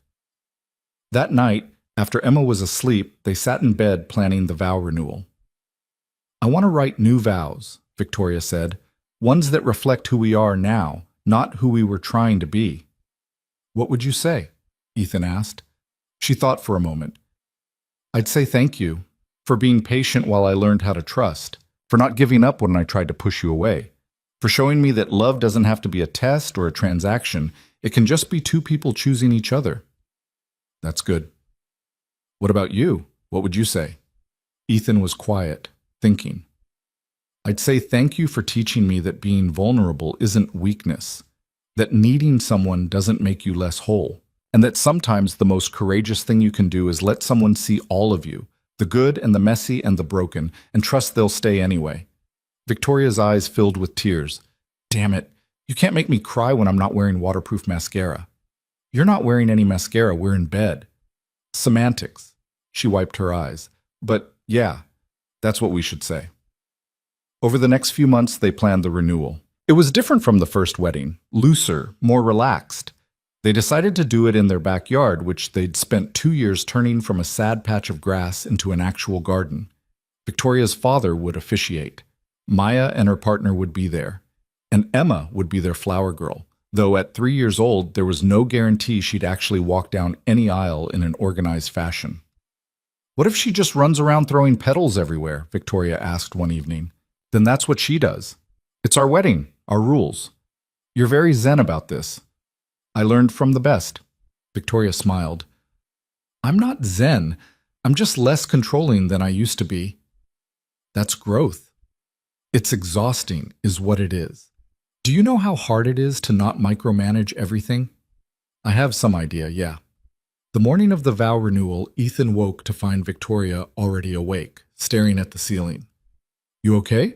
He asked. I'm nervous. Why? We're already married. This is just a party with vows. I know, but I keep thinking about that first wedding I planned, the fake one, and how different this is, how different I am. Ethan propped himself up on one elbow. How are you different? I'm not trying to control everything. I'm not testing anyone. I'm just here, present, willing to be happy without waiting for something to go wrong. That's huge. It doesn't feel huge. It just feels like I'm finally learning how to be a person. You were always a person, Victoria, just a scared one. She turned to look at him. Are you ever scared? About us? Sometimes, but not in the way I used to be. What do you mean? I used to be scared you'd hurt me, or that I'd mess up and lose you. Now I'm just scared of normal things, like whether we're screwing up our kid, or if we're saving enough for retirement, or if I remembered to pay the electric bill. Did you remember to pay the electric bill? Probably not. Victoria laughed. We should get up. People will be here in a few hours. 5 more minutes. Ethan, 5 minutes. Just lie here with me. No planning, no worrying, just this. She settled back against him. Okay, 5 minutes. They lay there in the quiet morning light, and Ethan thought about how far they'd come. From that first meeting in her glass office to this moment, married, parents, building a life that neither of them had expected, but both of them wanted. By afternoon, their backyard was transformed. String lights hung from the trees, chairs were arranged in a small semicircle. Victoria's father stood under an arch they'd built from branches and wildflowers. Emma, wearing a white dress and a flower crown that was already askew, ran circles around the garden while Maya tried to corral her. She's got a lot of energy, Maya said. She gets it from her mother, Ethan replied. I heard that, Victoria called from inside the house. Maya grinned. You ready for this? As ready as I'll ever be. It's going to be good. Weird, but good. That pretty much describes my entire relationship with Victoria. When it was time to start, Ethan stood under the arch with Victoria's father while Emma, miracle of miracles, actually walked down the grass throwing petals. Most of them ended up in her mouth, but it counted.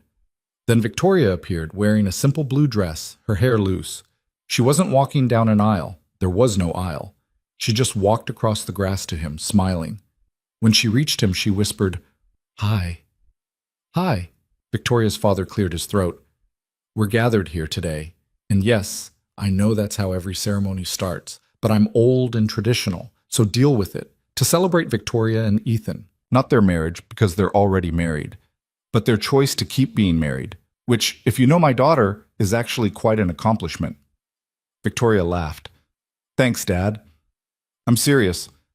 5 years ago, Victoria called me and said she'd met someone real. And I didn't believe her because my daughter doesn't do real. She does strategic and calculated and controlled. But then I met Ethan, and I realized he saw past all of that. He saw the person she'd been hiding for years. And somehow, he made her want to stop hiding. He turned to Ethan. You're good for her. You're patient and kind, and you don't let her get away with her nonsense. So thank you for that. You're welcome, sir. And Victoria, he looked at his daughter. I'm proud of you for taking the risk, for letting someone in, for building something real. Victoria was crying now. Ethan handed her the handkerchief he'd brought specifically for this purpose. Now, her father continued, I believe you two have some things to say to each other. Victoria went first. She pulled out a folded piece of paper, then looked at it and folded it back up. I wrote vows, she said. Really good ones, actually, but standing here, I don't want to read from a script. I just want to tell you the truth. She took Ethan's hands. 5 years ago, I was terrified of you. Not because you were scary, because you weren't. Because you saw me. Really saw me. And that was the most frightening thing I'd ever experienced. So I did what I always do when I'm scared. I tried to control the situation. I built a test. I created a fake wedding. I convinced myself that if I could just prove you weren't real, I'd be safe. She laughed, wiping her eyes. But you were real. You stayed professional even when it killed you. You respected boundaries that didn't make sense. You chose integrity over your feelings. And I hated it. Because it meant I had to make a choice. Stay safe and alone, or take a risk on something that might actually be worth it. I chose you. And then I chose you again. And again. Every single day for 5 years, I've chosen you. And I want to keep choosing you. For the rest of our lives. Through the easy parts and the hard parts and the mundane parts where we're just arguing about whose turn it is to clean the bathroom. I promise to keep working on my control issues. To keep learning how to trust. To keep showing up as myself. Flawed and difficult and occasionally impossible. And trusting that you'll love me anyway. Ethan squeezed her hands. My turn? Your turn. He didn't have notes, didn't need them. Victoria, when I met you, I'd convinced myself I was fine alone. That I'd had my chance at love and it hadn't worked out, and that was okay. I'd built this nice, safe life where I didn't need anyone and no one could hurt me. And then you showed up and destroyed all of that. You made me want things I'd given up on. You made me believe that maybe I could trust someone again. Maybe I could be vulnerable again. Maybe I could build something that mattered. But here's the thing, you didn't just make me want those things. You taught me how to do them. You showed me that vulnerability isn't weakness, that needing someone doesn't make you less whole, that love isn't about being perfect. It's about being honest. So I promise to keep showing up, to keep being patient while you learn to trust, to keep loving you exactly as you are, control issues and all. And I promise that every morning when I wake up, I'll choose you, again and again. For as long as we both shall live. There wasn't a dry eye in the garden. Even Maya was crying, and Maya never cried. Victoria's father said, by the power vested in me well, nobody actually, because you're already married. But in the spirit of this moment, I declare you still married. You may kiss your wife. Again. Ethan kissed Victoria. Emma cheered, and just like that, it was done. At the reception, which was really just a barbecue in their backyard, Ethan's mother cornered Victoria near the dessert table. Can I tell you something? She asked. Of course. When Ethan told me about you, about the fake wedding and the testing, I thought he was insane. I thought there was no way this would work. That's fair. But I was wrong. You two have something special, something real, and I'm glad my son found you. Victoria hugged her. Thank you. That means a lot. Later, as the sun was setting and Emma was asleep on Maya's lap, Victoria and Ethan stood at the edge of the garden. This was perfect, Victoria said, even though Emma tried to eat the flowers? Especially because of that. Ethan pulled her close. I meant what I said, about choosing you every day. I know. I meant it too. They stood there in the fading light, surrounded by the life they'd built together. And Victoria thought about how far she'd come. From someone who tested people to someone who trusted them. From someone who controlled everything to someone who could let go and just be. It hadn't been easy. There had been fights and setbacks and moments when old patterns tried to resurface, but they'd worked through it, together. Ethan, she said. Yeah? Thank you for not giving up on me, even when I gave you every reason to. You're worth it. Even when I'm difficult? Especially then. She kissed him. And in that moment, surrounded by family and friends, in the garden they'd built with their daughter sleeping nearby, Victoria finally understood what it meant to be truly chosen. Not because she'd engineered it, not because she'd tested it, not because she'd controlled every variable, but because two imperfect people had decided they wanted to build something together. And every day, despite the fights and the fears and the uncertainties, they kept choosing each other. That was love. Messy and complicated and real. And it was everything she'd ever wanted but had been too afraid to ask for. 3 years later, Victoria stood in the kitchen making breakfast while Ethan got Emma ready for school. Their son, Michael, 18 months old, was in his high chair throwing Cheerios on the floor with scientific precision. "Emma, you need to wear shoes," Ethan called from upstairs. "But I don't like shoes." "Nobody likes shoes. We wear them anyway." Victoria smiled.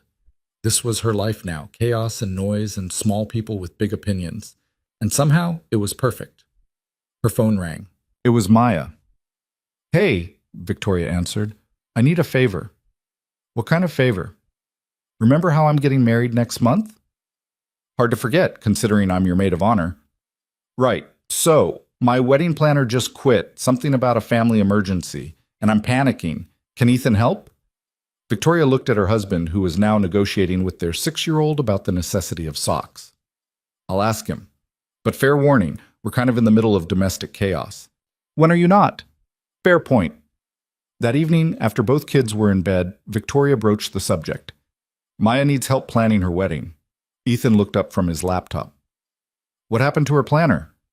"Family emergency. She quit." "When's the wedding?" 4 weeks. "That's tight." "I know, but you're good under pressure, and Maya's one of your best friends." Ethan thought about it. "Okay, I'll do it, but I'm going to need your help." "With what?" "Making sure I don't fall back into old patterns. This is the first wedding I've planned since we got together, and the last one I planned before that was the fake one I made you plan for yourself." "Yeah." Victoria moved to sit beside him. "That was a different time. We're different people now." "I know, but still. This feels like closing a loop or something." "Then let's close it together." Over the next 4 weeks, Ethan and Victoria worked together to plan Maya's wedding. It was strange at first, being back in that planning mode, coordinating vendors, managing timelines.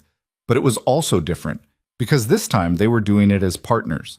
No secrets, no tests, just 2 people helping a friend. The night before Maya's wedding, Ethan and Victoria stood in the venue doing a final walkthrough. "Everything looks good," Victoria said. "Yeah, it does." "You okay?" "I'm just thinking about the last time I planned a wedding, how different everything was. Do you regret any of it? The way we started?" Ethan turned to face her. "No, I regret that you felt you had to test me, but I don't regret where it led us." "That's very diplomatic." "I'm serious. If you hadn't planned that fake wedding, we never would have spent all that time together. I never would have fallen for you. We wouldn't have Emma and Michael and this life we've built."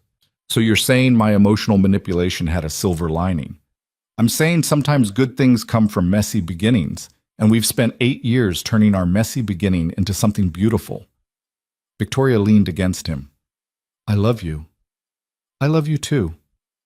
Maya's wedding the next day was beautiful. She cried during the vows, actual tears, which she later claimed were allergies, but nobody believed her.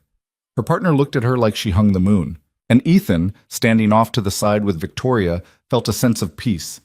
This was what weddings were supposed to be. 2 people choosing each other, making promises they intended to keep, building something real. At the reception, Maya pulled Ethan aside. "Thank you," she said, "for everything. For saving my wedding, but also for, I don't know, showing me what a good relationship looks like." Victoria and I fight about whose turn it is to take out the trash. We're not exactly a model relationship, but you show up for each other every day. That's the model. I guess we do. How do you do it? Stay together after everything? Ethan thought about it. We choose to. Every day we wake up and choose each other. Some days that's easy, some days it's hard, but we keep choosing. That's it? Just choice? Just choice. It's simple, but it's not easy. Maya hugged him. "I'm glad you found each other, even if the beginning was completely unhinged." "Me too." Driving home that night, Emma asleep in the back seat and Michael dozing in his car seat, Victoria reached over and took Ethan's hand. "That was a good wedding," she said. "Yeah, it was." "Do you ever miss it, planning weddings?" "Sometimes, but I like my life better. Coming home to you and the kids, the chaos and the mess and all of it." "Even when Michael finger paints the walls?" "Even then," Victoria smiled. "We've come a long way from that glass office. We really have." "Any regrets?" Only one. What's that? I should have kissed you sooner, that night in your office when you asked if it would matter if you weren't engaged. I should have just kissed you. I'm glad you didn't. Why? Because then we would have started our relationship with me lying to you, and I don't think we would have survived that. We needed to do it the way we did it, messy and painful and honest. Ethan squeezed her hand. You're probably right. I'm always right. Now you're pushing it. They drove home in comfortable silence, and when they got there, carrying their sleeping children inside, going through the familiar routine of bedtime and cleanup, Ethan felt grateful. For the mess, for the chaos, for the woman who'd tested him and pushed him and taught him what it meant to really trust someone. For all of it. Because this messy, imperfect, beautiful life was everything he'd ever wanted. And every day, he chose it. Every day, he chose her. And that made all the difference. 10 years after that first meeting in Victoria's glass office, Ethan stood in their backyard watching Emma teach Michael how to throw a baseball. She was patient with him, even when he missed repeatedly. Victoria was inside making dinner, occasionally calling out suggestions through the open kitchen window. His phone rang. Unknown number. Hello? Mr. Cole? This is Jennifer Park. I got your name from Maya Chen. I'm getting married next year and I was hoping you might be available to help plan the wedding. Ethan smiled. I'm not really in the wedding planning business anymore. Oh, I'm sorry to bother you then. But, Ethan said, I know someone who might be able to help. Her name is Victoria Hale Cole. She used to run a tech company, but she's been getting into event planning over the last few years. She's incredible, thoughtful, detail-oriented, really understands what makes a wedding meaningful. That sounds perfect. Could you give me her number? Hang on, let me get her. He walked to the kitchen. Victoria was stirring pasta sauce. There's someone on the phone who wants to hire a wedding planner, he said. I told her about you. Victoria set down the spoon. You want me to plan someone's wedding? Why not? You're good at it. You've been helping me with Maya's referrals for the last 2 years anyway. That's different. How? Because... She paused.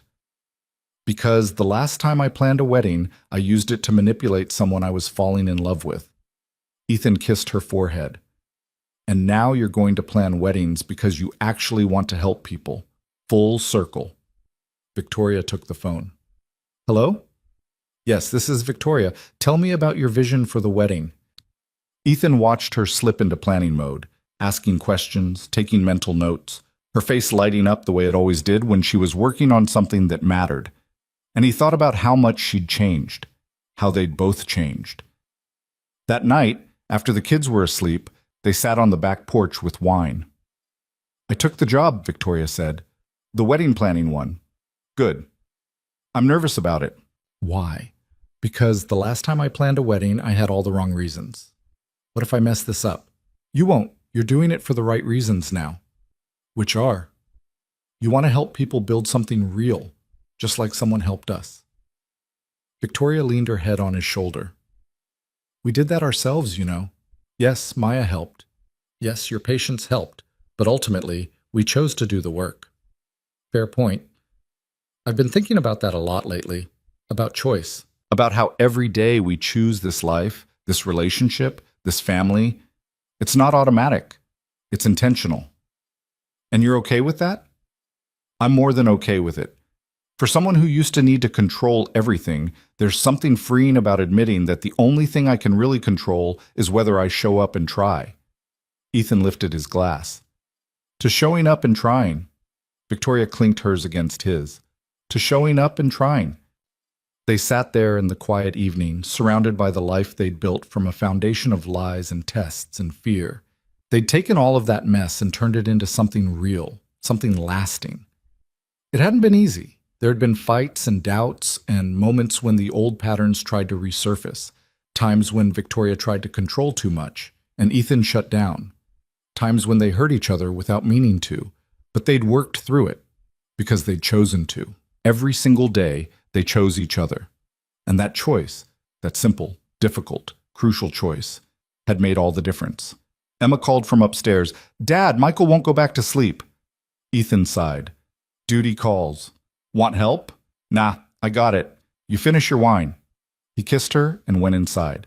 Victoria sat there alone for a moment, listening to her husband's footsteps on the stairs, her daughter's voice explaining that Michael had a bad dream, the sounds of her family settling in for the night.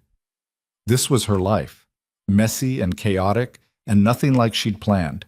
And it was perfect. Not because it was easy or smooth or without problems, but because it was real. Because she'd chosen it, every difficult, complicated, beautiful part of it. She'd spent so many years trying to engineer perfection, to control every outcome, to test every person before letting them in. And in the end, the best thing in her life had come from letting go, from taking a risk, from trusting someone enough to be vulnerable, from choosing love over fear. Victoria finished her wine and went inside. Ethan had gotten Michael back to sleep and was now reading to Emma. "And they lived happily ever after," he read. "That's not how real life works," Emma said. "No? No. Ms. Rodriguez says real life is messier than fairy tales." Ms. Rodriguez is smart, but you know what? Real life can be happy too, just in a different way. How? It's happy because you choose it. Every day you wake up and choose to be kind, and to try and to love the people around you. And that's better than any fairy tale. Because it's real? Exactly. Victoria stood in the doorway watching them, and she thought about how right Ethan was. This wasn't a fairy tale. It was better. Because it was real. And real, messy and difficult and imperfect as it was, turned out to be exactly what she'd been looking for all along. She just hadn't known it until she stopped trying to control it, until she let herself fall, until she chose to trust. And now, 10 years later, with 2 kids and a husband and a life she was still learning how to embrace without micromanaging, Victoria finally understood what it meant to be truly happy. Not happy because everything was perfect, but happy because she'd chosen to show up, to try, to love, every single day. And that was enough, more than enough. It was everything.